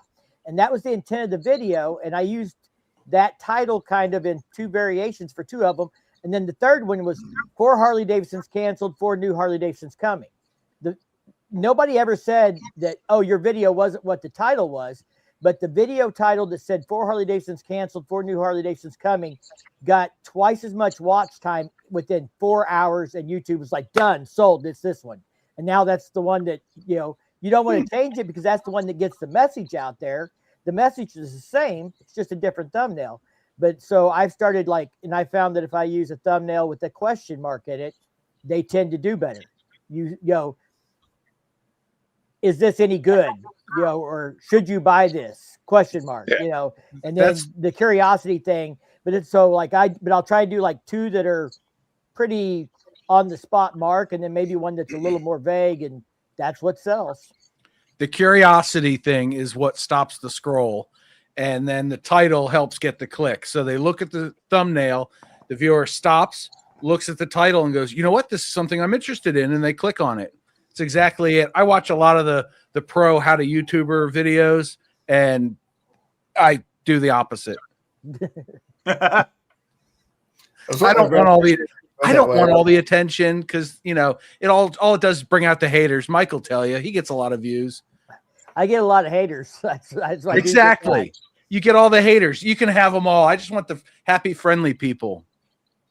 You know, when you talk about Harley Davidson's new models they're coming out with, no matter what they do, they have the best and the worst customers. I mean, in the same video, I've been accused of being a fanboy and being a hater in the same video, depending on the person's perspective.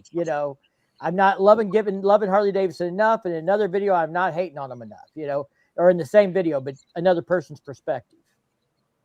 Yeah, the happy, touchy-feely people. I've never met anybody that's touchy-feely on YouTube yet, but I guess maybe I'm not deep enough into it.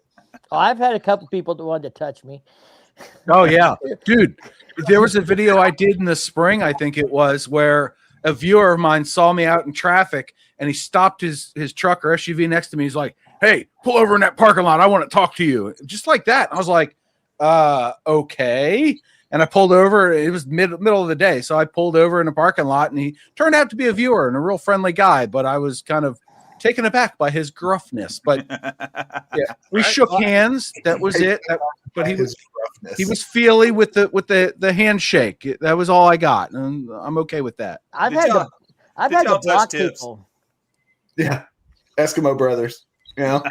I've had people track me down to my personal Facebook page, telling me how much better Indian was than Harley, and if I, trying to beat me to death over it and everything else, and if I didn't, if I wouldn't agree with their perspectives, I mean, they just kept on.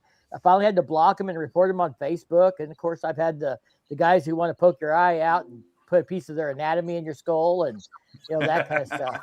Yeah, I'm sorry about that. I got carried away.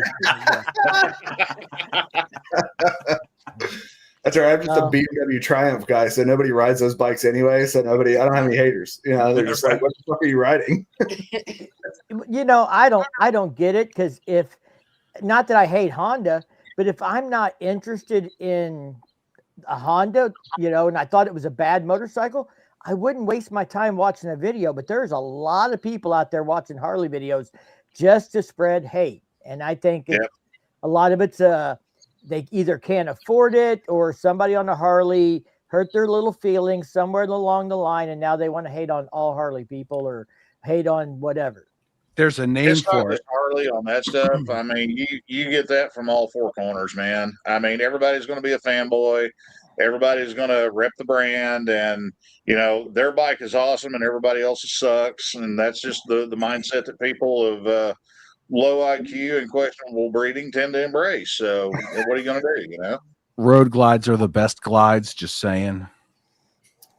Yeah, I don't even ride Harleys, but Batwing forever, man. Because my bike's Batwing.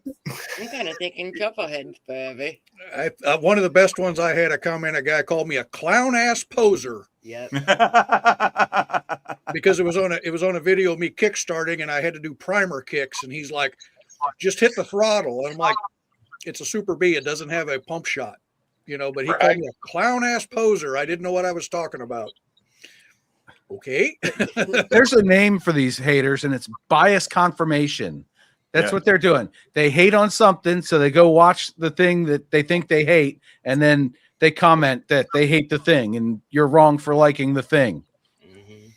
And I feel bad for you folks that do like mechanical stuff, like Joe or Bill or whatever, that really get into kind of nitty gritty mechanical stuff.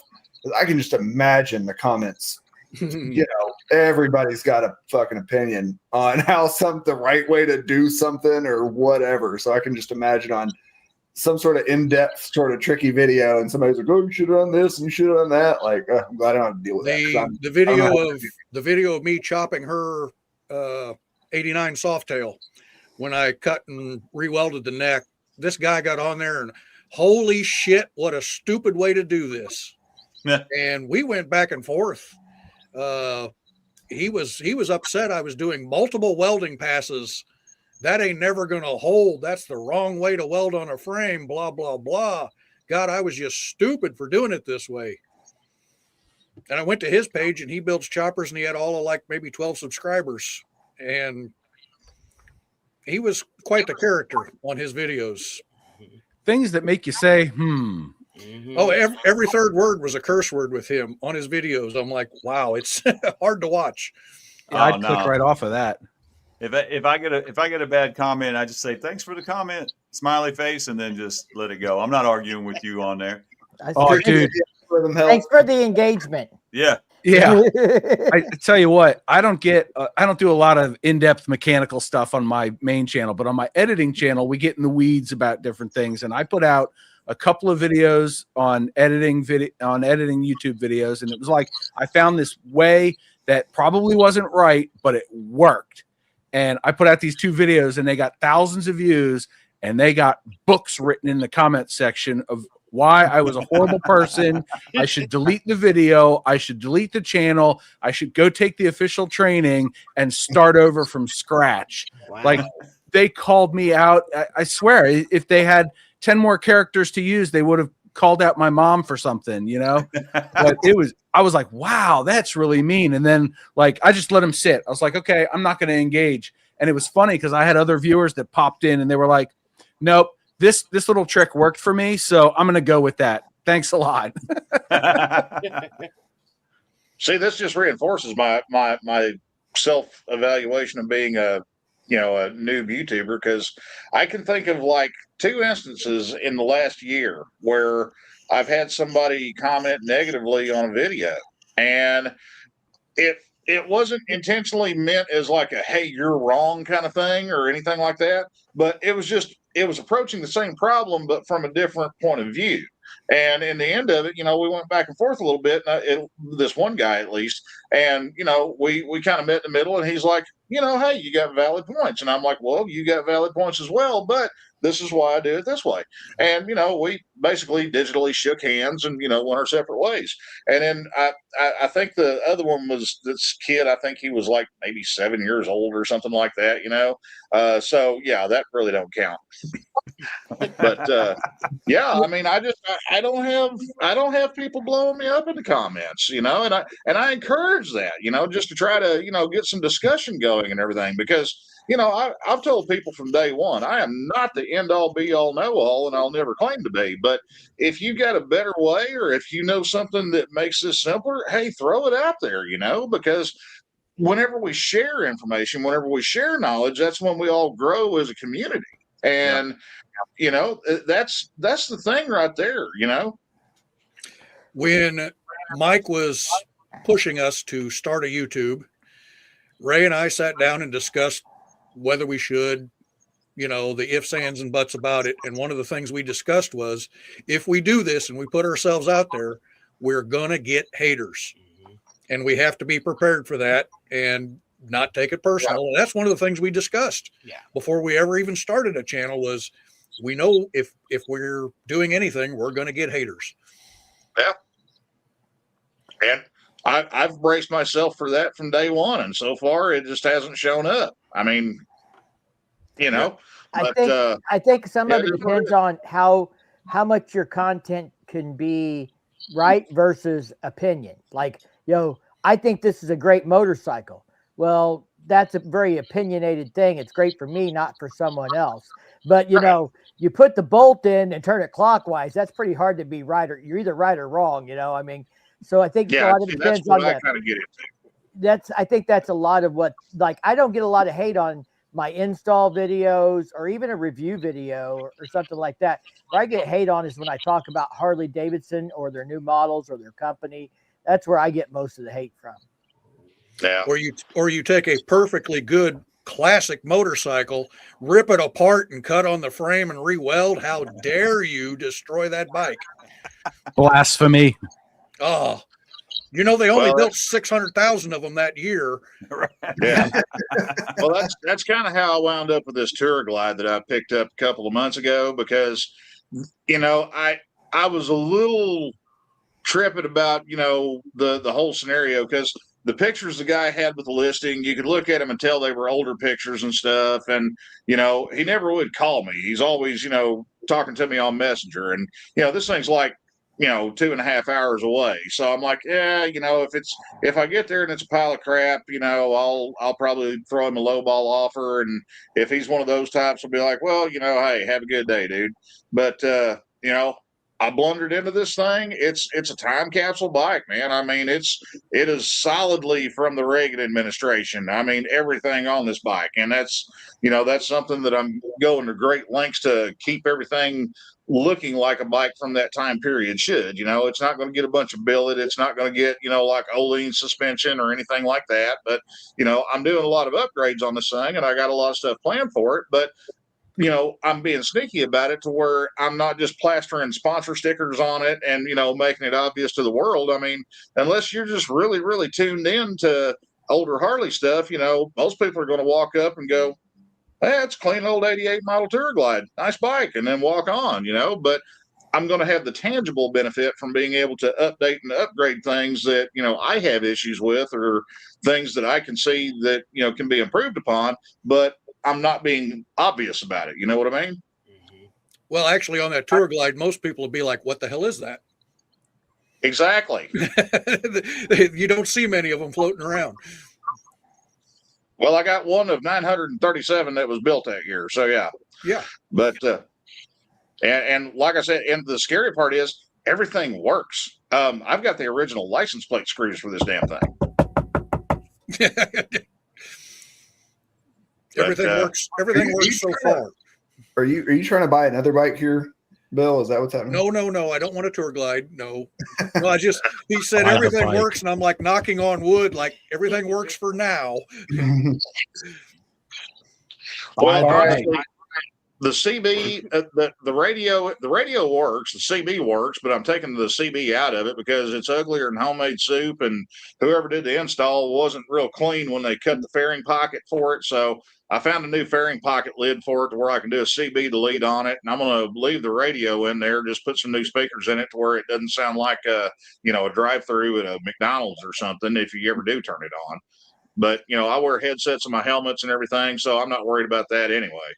You know, to me, it's a motorcycle. Use it as a motorcycle, not as a rolling jukebox. I don't get on board with that crowd. I just listen to the voices in my head. Yeah. And be it those voices, me, the wife unit, you know, whatever audiobook I'm listening to, you know, whatever, you know, my YouTube playlist is, you know, that works. It doesn't, I don't need everybody in traffic in a 4-block radius to hear that shit blasting out from my damn motorcycle. I like my stereo. Thank you very much. I always think it's funny when people, because, you know, the R18 has that like Marshall speaker system on it. Everybody's like, oh, how's that sound? Is it good? And I'm like, I have a Cardo. I've never actually listened to it. I don't know. It came with the bike. I can't help you there. Yeah. Also, nobody wants to listen to my shitty music anyway. You know. They all want to hear my music. Come on, I'm playing the oldies. I got the 60s and the 70s going. You know, I don't have any of the "She's My Cherry Pie" or whatever, you know, going. So I can't be the guy at the stoplight banging out some 80s hair metal. So I guess. Dude, I stream from my phone into the bike, Sirius radio. It's awesome. I get to hear whatever I want. Hair Nation. Sometimes. All right.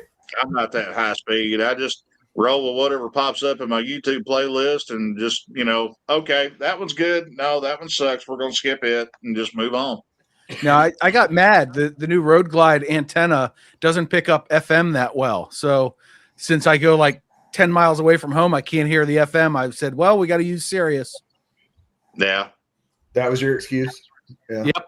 Well, I didn't buy like the Sirius module for the bike. I just hooked it up via Bluetooth audio and used my phone.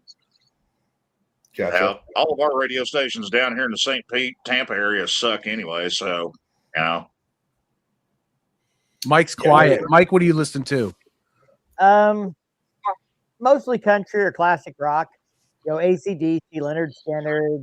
I like some, you know, Cody Jinks, different stuff like that. I tend to, I mean, like in town at a stoplight, I tend to turn it down. But when I get on the road or a back road, I'm pretty happy to turn it up. I have a Cardo, but I prefer actually using the bike speakers and not having. I find the Cardo eliminates more road noise and bike noise and things like that, and I still want to be able to hear that. I don't want my music drowning out the bike. So I agree with that.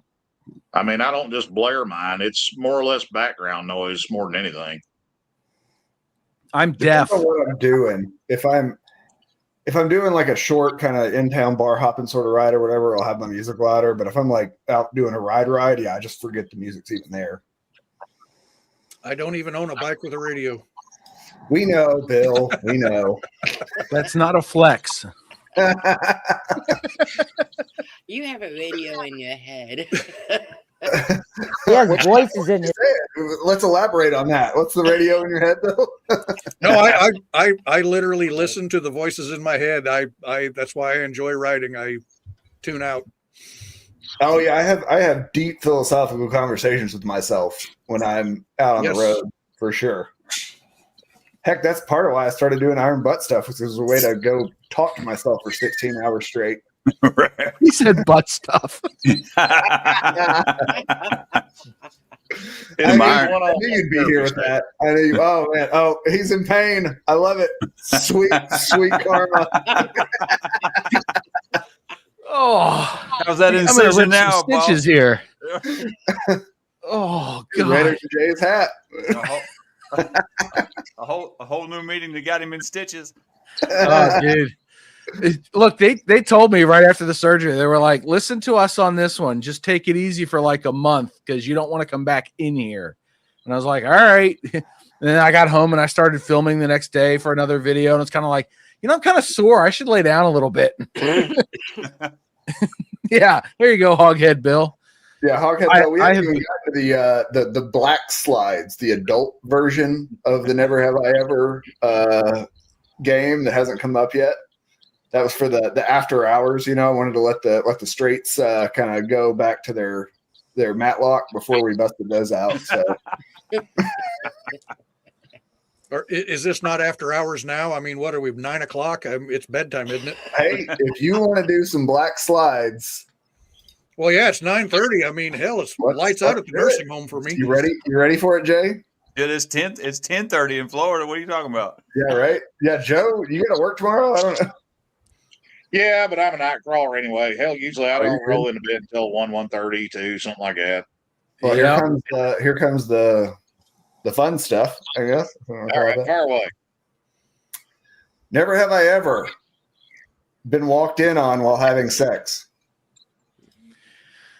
Nope, nobody ever walked in. I know how to work a door lock. Yeah, I gotta agree with that one. I mean, we had 2 kids, so yeah. Where are they now? Both of them are veteran status now. One of them's in North Carolina, and right now my son, until he starts school next spring, he's living back at the house with us. Oh, okay. He traded both his kids for more freedom. Yeah, I would trade mine for bike parts. Well, my son doubled down on the dumb because he's built like me, just smaller around, obviously, but he's a 6-footer, and he went to the Navy. And then he decided he wanted to go play around on submarines. And at that point during the conversation, I reached across the table and I smacked him in the forehead. I was like, there you go, lesson 1. Get used to it. Yeah, I was going to say, he's not a submariner, is he? And sure enough, he is. Clong. Yeah. No, he was a sewer pipe squid. He was sonar systems tech, so yeah. So he's deaf, and he's still got a big pop knot on his forehead. Never have I ever been arrested. Nope. I'm going to have to go get a refill. I ran out of beer. Coincidental. Yeah. That's called a plot convenience. I would have to say maybe more than once. I'm already down to 3 and we just got started. Jay's gonna drink the 5th. Right. Yeah. I already took it. Now I got to drink it.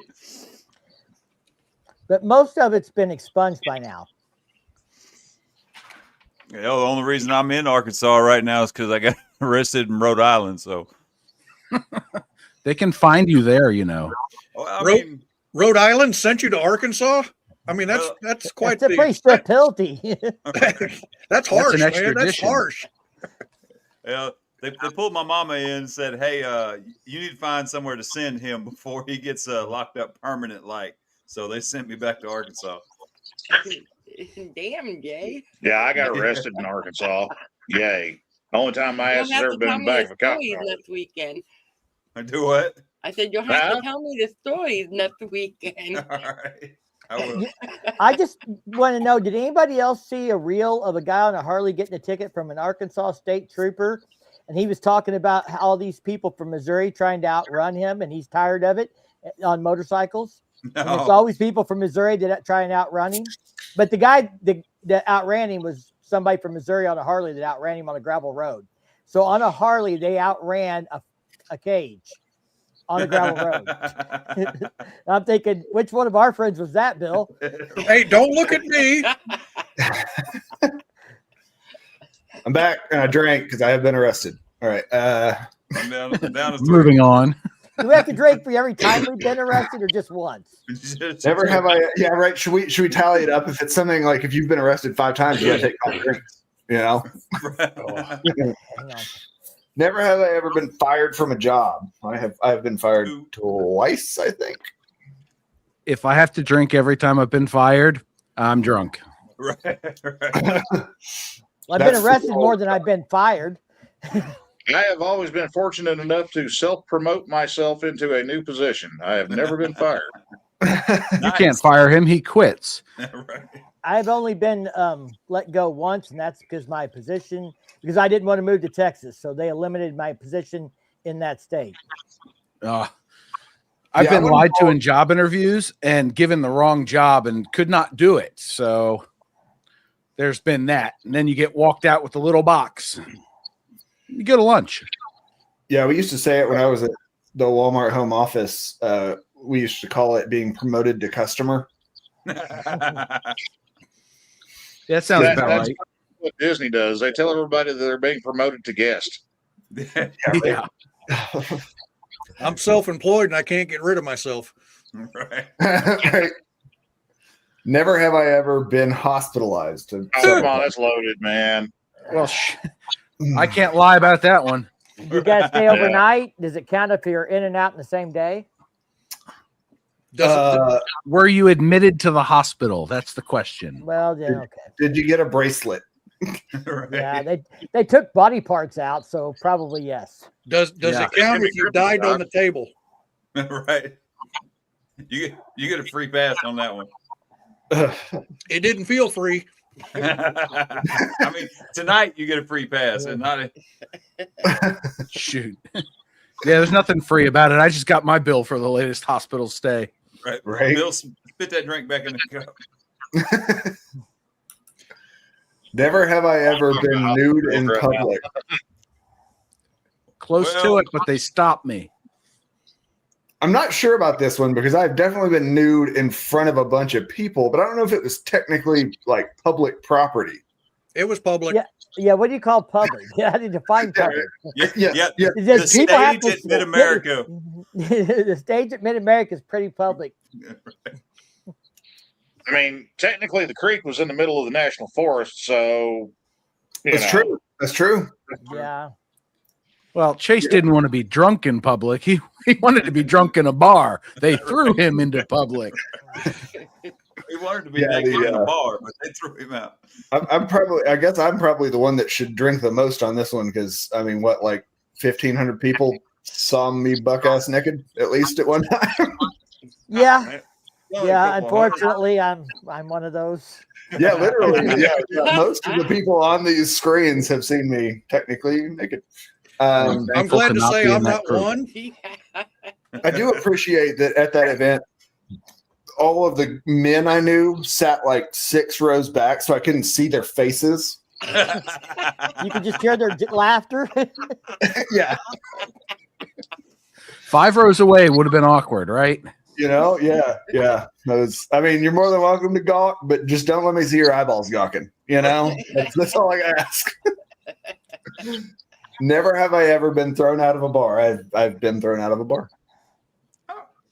I've never been thrown out of a bar. I have been carried out of a bar, but never thrown out. I've never been asked to leave a bar. I've been I was thrown out of a Burger King. Well, I've been thrown out of Burger King too, but that goes back to the getting fired part. No, I was so drunk one time that they didn't ask me to leave the bar. They asked my friends to carry me out of the bar, which they did. That car will never be the same. I miss my band. Whatever, Jeremy, you liked it. Don't Knuckles is scarred for life. He was scarred before, just to be clear. Well, yes. Right. Yeah, there was plenty wrong with him before he saw me naked. Never have I ever been thrown up on. Bullshit. I've had 2 kids. Of course I've been part time. I'm with Joe on this one.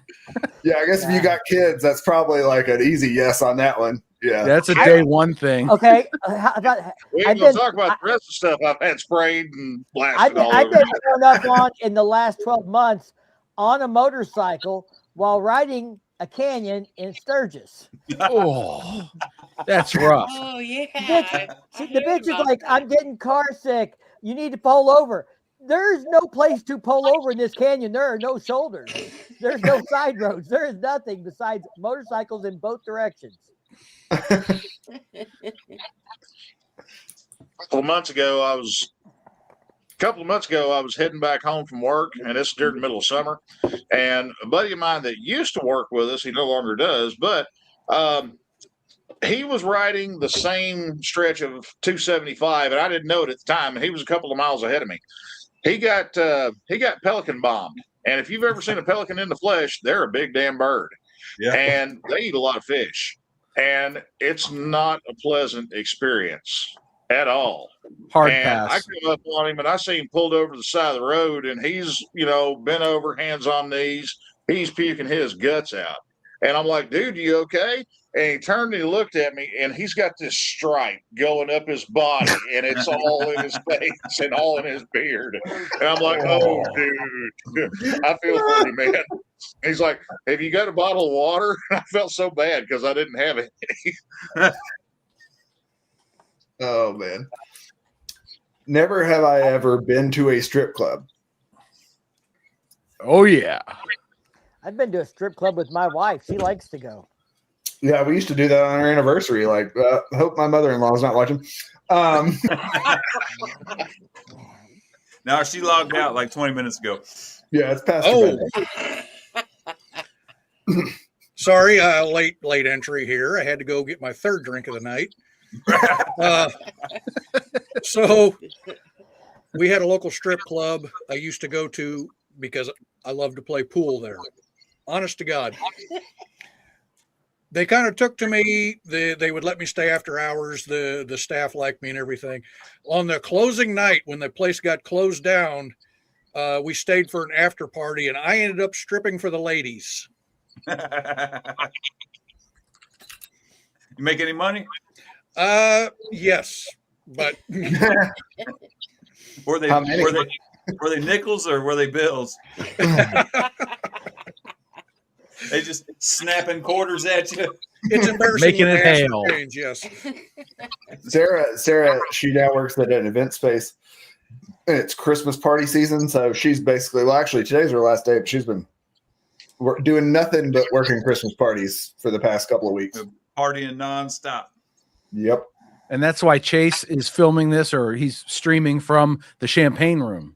You know, actually, she was on earlier. She was commenting from work. So Moto Ramblings. They pay you to put your clothes back on. Yeah, right. It's a hostage situation, you know? Yeah. Let's see. What do we got? Never have I ever bought something in an adult store. I mean, yeah.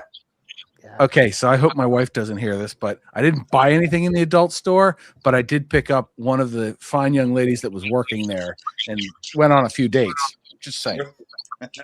Wait, why were you there? Because she was handing out flyers at the cigar shop 2 blocks away, and I was like, she's kind of my type. And one of the other guys said, cool, let's go over there. You're getting her number. So we walked over there and I got her number. And then we went on a few dates. I think John's full of shit. He got a butt plug. I mean, come on. I got escorted out of an adult store. You're not supposed to test out the merchandise Lake of the Ozarks before you pay for it. Yes, we did. Yeah, we got escorted out of the adult store at Lake Ozark a couple years ago. Leslie should be on here.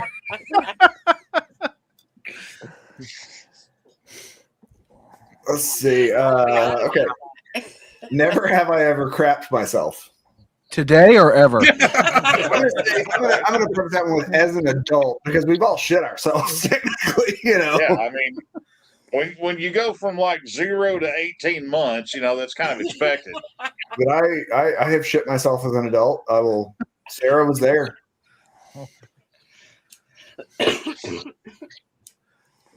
Jeremy, I love these little hands ups. Why is he not on here? Because we can only have 6 at a time, so somebody's got to leave. Sorry, Jay. All right, then, y'all. Have a good. Fucker. No, he messaged me. He said he wouldn't be able to stay on very long, which now he's been hanging out in the chat the entire time. So I don't know what the story there is. But. Yeah, because he's probably at work over in the corner fucking on his phone. Well, if he's been drinking. I say he was at work. I didn't say he was like doing any work. Oh, shit. Talk about feeling targeted. Next. What are you looking at me for? Wow. Like, did you my all wife see is that more than look? 5 years younger than me, so you know. My wife is 8 years younger than me, and I'm fucking proud of it.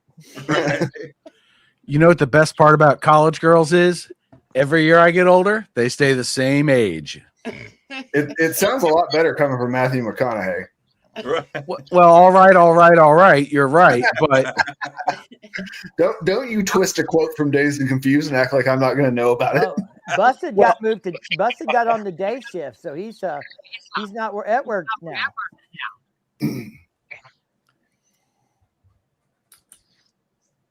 Never have I ever done nude pictures. Sorry, this was probably AI generated, the ones I grabbed from, so it ain't good English. But No, I've not done those. My phone don't have macro. I mean, there's definitely 25 videos of me naked on my own phone that you guys witnessed. So Busted has the hands up emoji just on quick draw at this point. right? He's got a little stream pad and he's just like hands up, hands up, hands up. Tell you talking about, I don't have mirrors in my house. Nobody needs to see that. Hell, I don't want to see that. See, Hoghead Bill over here coming up with his own ones. You know, hooked up with somebody 30 plus years. No. Hey, I'm not picking up the cup on this one. Not Nope. I have 20 maybe. entertained the company of older women, but it's usually only been 2 or 3 years. 30 years older than me would be dead. Yeah, that's what I say. Oh shit! Here we go. Look at the head on that one. Holy shit, that was quick. That's what she said.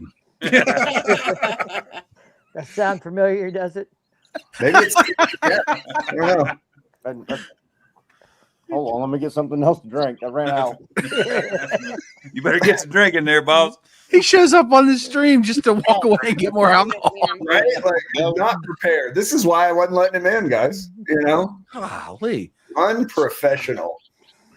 You remember that live feed he had a year or so ago? Oh, I love it when I randomly see Busted Knuckles has gone live because I'm like, oh, here we go. Here we go.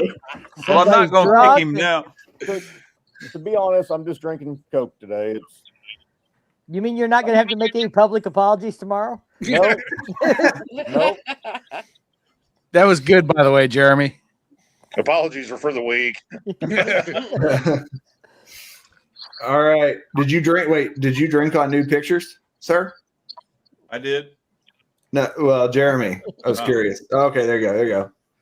My hand went up on my little. This one, really, I think Ray might be the only person I can't fake an orgasm. I don't think.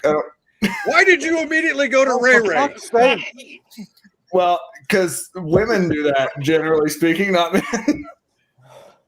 I feel targeted here. Hey, you could fake one if it's your like third or fourth one in the night. You know, like, oh yeah, baby, that felt so good. Yeah, I can see it. I can see it. First one of the night, and I was not having it. I was like, nope, this ain't worth it. I got to go do something else. Same. He went and edited some video. That's what he did. No, this was many, many, many years ago. I still want to know why you went straight to There Ray he Ray. is. Holy shit. Somebody Clean it up. needs to Hey, warn take the- FAA what's going on the screen here. Yeah, got to take the adult stuff down now. No, we Yeah, don't. yeah, No, I we was don't. about to- 'cause I was about to I call- I could name a couple of these that he would probably have to drink on. Yeah. Well, we'll have to keep The tabs. dirt is here. XAN Yeah, went to Cycle XAN. Showcase with me and Firecracker, and let's just say we might have ended up in Illinois. Yeah, I think I remember hearing that story. Yeah, XAN. Yeah, you're always very timely in the chat. So I was about to call a code silver on you just to see if we could get like a wellness check or something going. Never have I XAN ever hog drop flashed too, unlike someone. everybody else in this chat. I have, like, once again, you flash 1,500 people technically at the same time.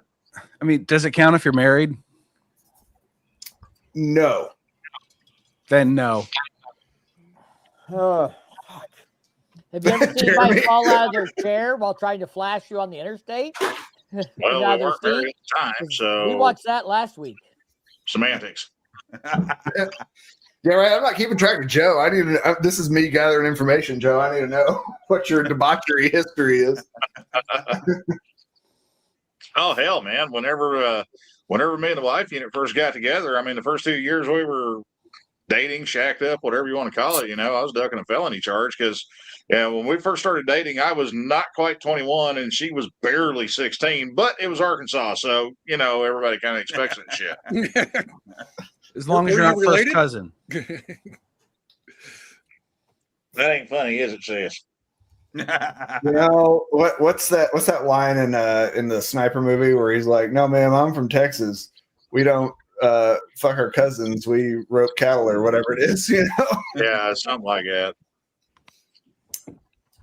No, that's Alabama and Mississippi. I don't claim them. Never have I ever given or received a lap dance. I've done both of those. So if you've done both, it's 2 drinks. 2. I'm gonna have to get a refill soon. Well, wait now, Bill. Like I say, this is my 3rd drink just on this podcast. I think I've got videos of Bill giving my wife a lap dance at Rat That's Run. what- I need a Or at detail. I Purdy's, need to know one who of Bill's two. giving a lap She was dance. putting money in his It pants. was Shovel Fest. Yeah, she's putting money down Bill's pants. Yep. And that's on Facebook, I think, somewhere. No fucks given. Oh, geez, I was trying to get the. You're missing out, Hoghead Bill. You gotta grind up on it, or get ground upon.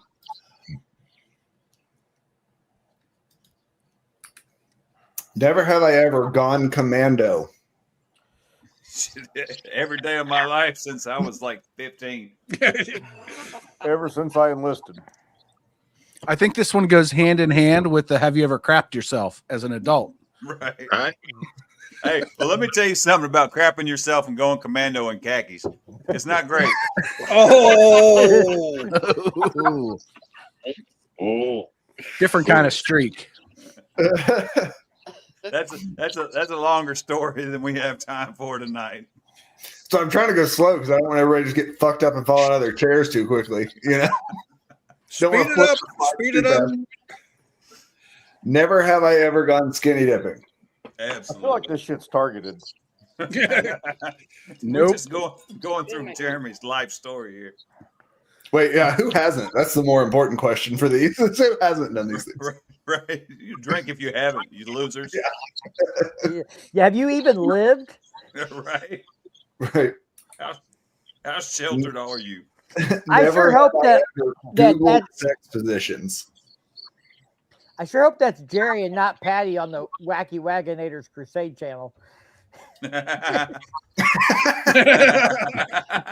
Free ball. Well, to be fair, she's usually on Lady Wagonator, so Wagonators. Don't get them on here. That'll just be another person claim I talked him into YouTube. Well, you do seem to have a habit of it. Just because I didn't discourage you strongly enough. Misery loves company. You know? What it is everybody says, if that dumbass can do it, I can do it. Oh, it's Patty.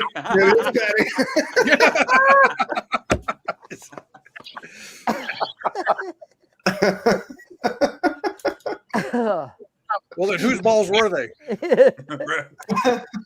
She was free balling with Jerry's balls in her I was pocket. going to say, it was still Jerry's.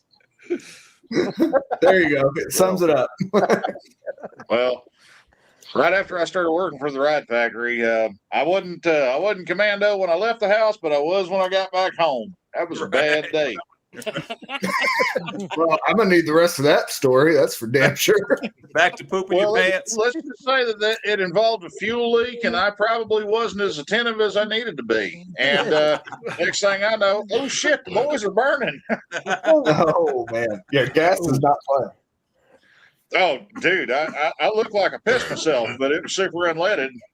If you guys, have you ever heard of a guy named Kelly? I think it's Maudlin, that owns the Twisted Oz Motorcycle Museum in Kansas. He does the Cannonball Run. He was doing a Cannonball Run on an old Harley, and the seam in the gas tank started leaking, and he had gas running down his crotch for like 30 miles, but he didn't want to stop, so they got to stop. He said he got there, and they found a water hose somewhere, and he just put it down his pants and went up there for 20 minutes trying to rinse the shit off. Oh man.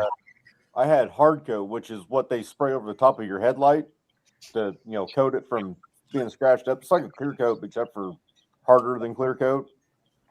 And I went to pull the paint liner out of the can, and 35-gallon paint liner, and it had a rip on my side, and all the way down the front of my pants. Oh man, that makes for a bad day. Oh, and that was 2 hours before the shift was actually supposed to start, so I still had 10 hours left to go. Oh, my Vulcan 800, when I first got it back from the shop, they had trouble finding a gas cap, and the seal had hardened and cracked on the gas cap.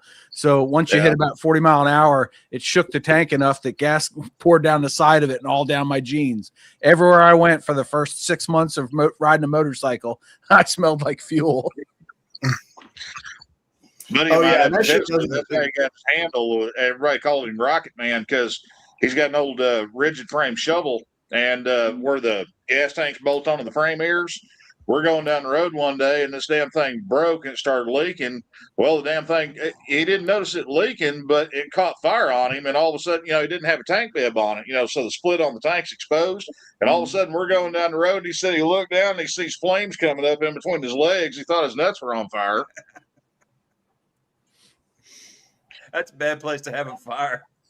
Bad day to go commando. Yeah. All of the above. I think he was wearing shorts that day. Oh. Clean them boys off. Hey, Bagger. Yeah, right. We got. I feel like Steve just waited until we got to the weird shit, and then finally decided to hang out in the live. I feel like more like he got a psychic calling. Right. He has ESPN. Steve is the weird shit. That's for damn sure. That was okay. XAN threw one in. Never have I ever worn a Speedo. I have worn underwear while swimming. I have never owned a Speedo.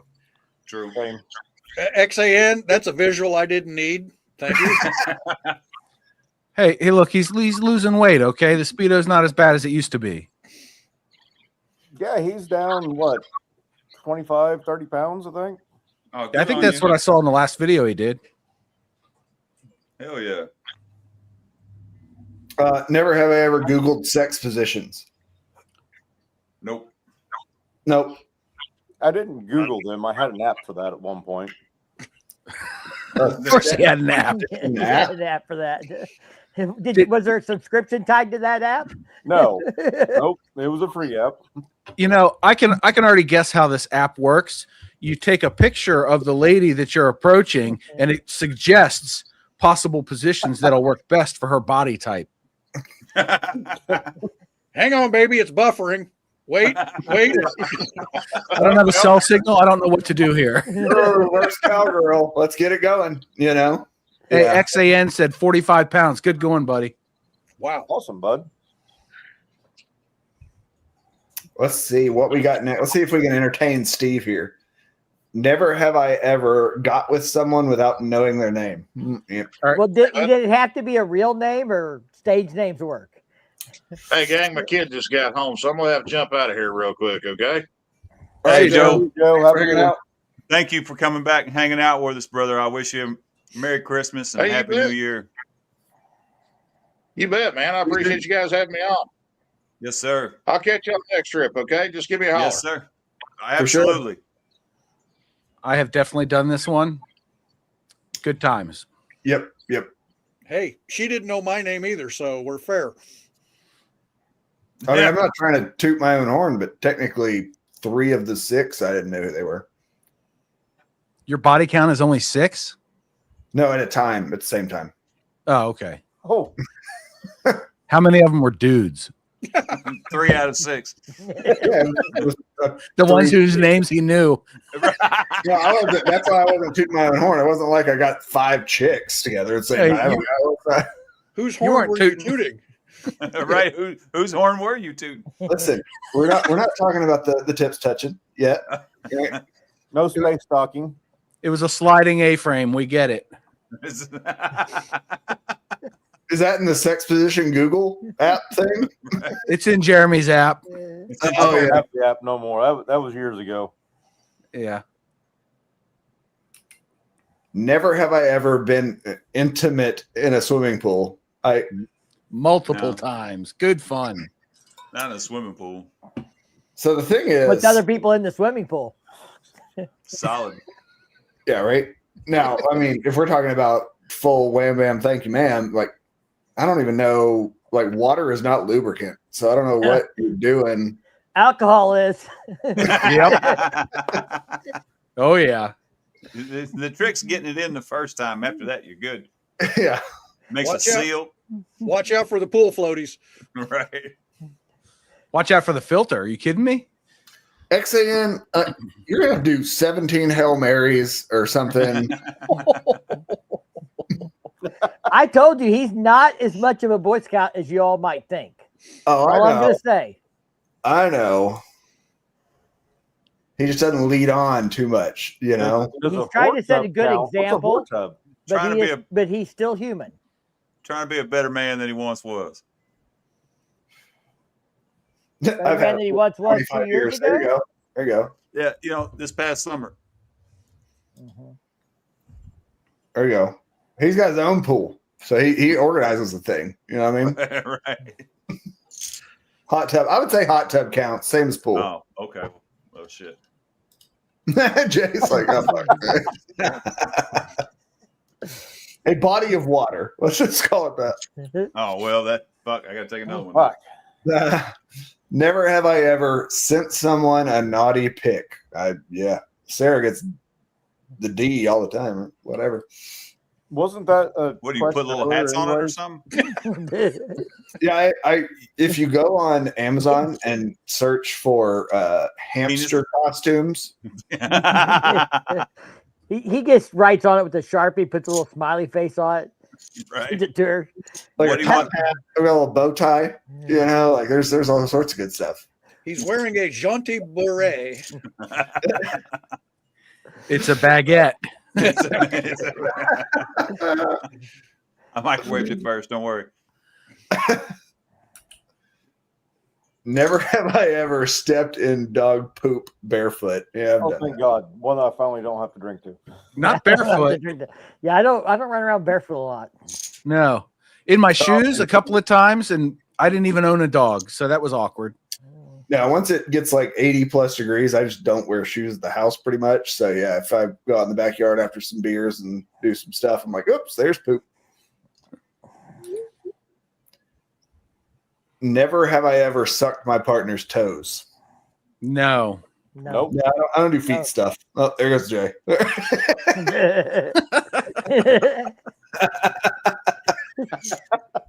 You got to try it, see if you like it or not.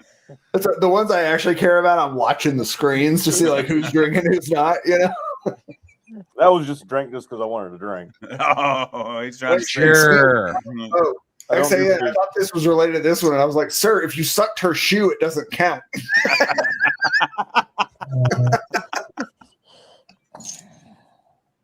No feet. I'm on the no feet plan. I'm not judging, but I don't like feet. Nope. They just belong in the air. Wait, Hoghead Bill, as a kid, you sucked her toes? I don't know what. I love that those two were back to back. I didn't plan that. Just licked. All right, Jimmy. Well, you got to take half a drink then, because you still tongue toast.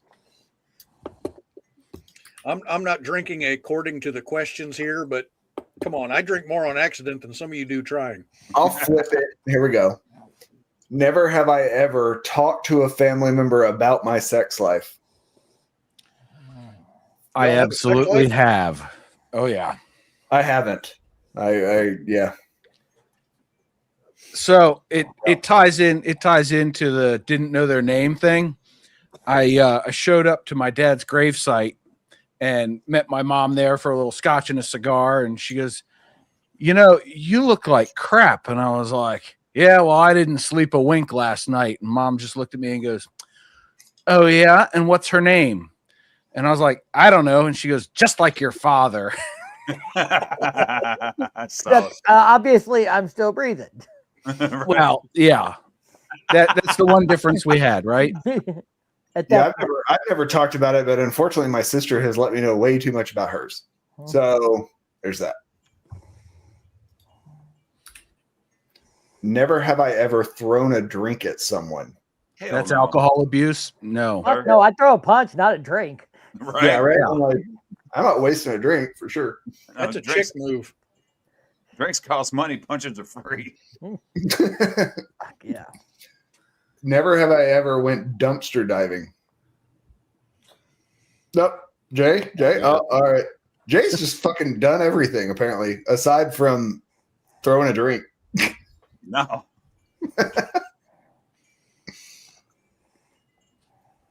It's a party foul, right? Yes. Never have I ever been awake for 24 hours straight or more. Chase better drink. Right. I used to drive a truck for a living. That was quite often. Yeah.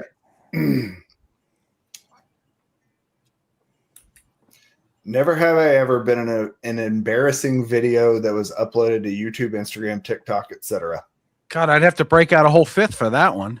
Every Every one of video my of mine is videos. embarrassing. Well, you know, these are the after dark ones, right? So I'm assuming this means Oh yeah, true. if I've Embarrassing in a different way. shown up in a naked moment or something. I don't know. We're gonna go with not that I know of. Yeah. Right. Never have I ever been walked in on by my parents. No. No. Not by my Nope. parents. Door locked work, and I'm just trying to get my pants on, Mom. Yeah, gosh, 100 fucking years ago, I was doing things with my girlfriend. The garage door went up. You know, we heard it from my bedroom, and I was like, "Fuck it, we'll do our thing, finish whatever, and won't be a problem." Mom comes banging on the door. She's like, "Chase, come out here. There's a snake." And I'm like, There's one in here too, Mom. Yeah. God damn it, Mike, you nailed it. Yeah, that was it. There's a snake in here too. And I was in the middle of the thing and I didn't answer her, and then she opened the door, and there you go. Man. It's the one time Chase lasted more than 30 seconds. 100 years ago, says the 30-year-old. Has any of you all ever, XAN, you need to put whatever beverage you have down first of all before you start talking. No, that's the more formal spelling of y'all. That is just him talking to the phone and it actually dictating without any grammar. Again, yes. Wait, Bill has to drink to this one? Yeah, he told the story earlier. When the strip club, they paid him, so that's moonlighting. He got paid. He's a professional. Right? Do you have There it on your was a resume, moon Bill? involved, yes. Hey, y'all, I need to get off here. I got a Later, 5 homie. a.m. wake up call, so. All right, Jeremy. See Be you, safe, Jeremy. brother. Hey, Good Merry luck, Christmas, brother. Much Merry love Christmas, next year, buddy. brother. I love you even though you ride a road glide.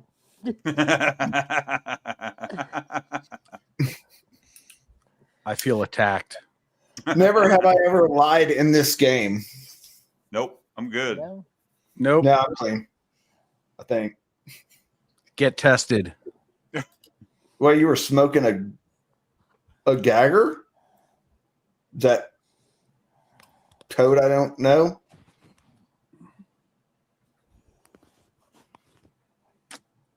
I don't know where he's going with that one.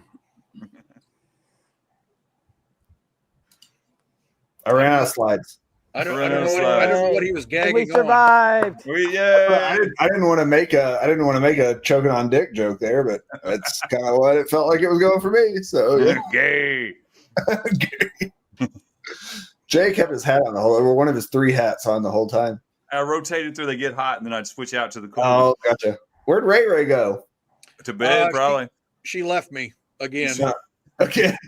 It happens quite often. Yeah. For the 330th time this year. She comes back when she needs work done. Right. See, after this conversation, I feel like everything's innuendo. So I don't know. If you know what he work does means. You need done. You mean on a motorcycle or Yeah, does where's she need somebody to Firecracker, by clean the way? Oh, house? she's What? at the in-law thing. All of it. Yeah, I got the tech. I was supposed to go up there when we got done. So I was going to hop off after like 30 minutes, but then she's like, her niece didn't show up. And she's like, don't bother coming. And I'm like, okay, I'm just going to stab it because there's some family drama going on there for sure. Well, gentlemen, I'm not the only, or Jeremy's not the only one that needs to get off here.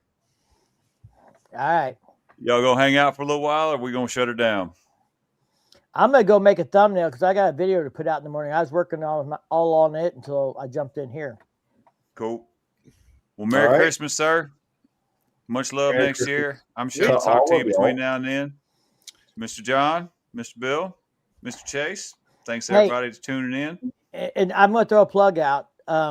So Chase and Jay, you guys are already moderators. Make sure the 14th, 6:30, 6 o'clock p.m.